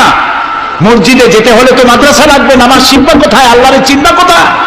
এই জন্য সব থেকে বেশি জরুরি হলো মাদ্রাসা। সেই মাদ্রাসার তারা শত্রু, তাই 252টা মাদ্রাসা যারা বন্ধ করেছিল, এখন তারা আবার বলে ক্ষমতায় যেতে পারলে সংবিধানের পঞ্চম সংশোধনী বাতিল করবে। পঞ্চম সংশোধনী বাতিলের অর্থ কি? পঞ্চম সংশোধনী বাতিলের অর্থ হলো আল্লাহর উপরে রাষ্ট্রের সমস্ত কাজের উৎস আল্লাহর উপর ঈমান এবং অবিচল আস্থা কেটে দিয়ে সেখানে সংবিধানের শিরোনাম থেকে বিসমিল্লাহ কেটে দেওয়া হবে, ধর্মভিত্তিক রাজনীতি নিষিদ্ধ ঘোষণা করা হবে। মুসলমানেরা বেঁচে থাকতে কোন অবস্থাতেই এই শক্তিকে ক্ষমতায় আসতে দেওয়া যায় না। সমস্ত আলেম ওলামা ঐক্যবদ্ধ হতে হবে। কোন মিষ্টি কথায় ভুলে গেলে হবে না। তেলের দাম, দ্রব্য মূল্য বেড়ে গেছে, তাই আমাদেরকে অন্য পথে যেতে হবে। এই পাগলামি করলে নিজের পায়ে নিজে কুড়াল মারা হবে। সুতরাং আল্লাহর দিন, দেশ বাঁচলে আমরা বাঁচবো, স্বাধীনতা থাকলে আমরা থাকবো। দেশের স্বাধীনতা, অস্তিত্ব, অখণ্ডত্ব বাঁচিয়ে রাখার জন্য সর্বোপরি এই যে টুপি মাথায় দিয়ে চলি, মুখে দাড়ি আছে, এই দাড়ি আর টুপিকে টিকিয়ে রাখার জন্য যারা ইসলামকে ভালোবাসে, আলেমদেরকে ভালোবাসে, সম্মান দেয়, মর্যাদা দেয়, উন্নয়নের জোয়ার বয়ে দেয় সারা দেশ জুড়ে, তাদের সাথে ঐক্যবদ্ধ হয়ে কাজ করা আমাদের ঈমানের দায়িত্ব। সে দায়িত্ব পালনের তৌফিক আল্লাহ আমাদেরকে দান করুন।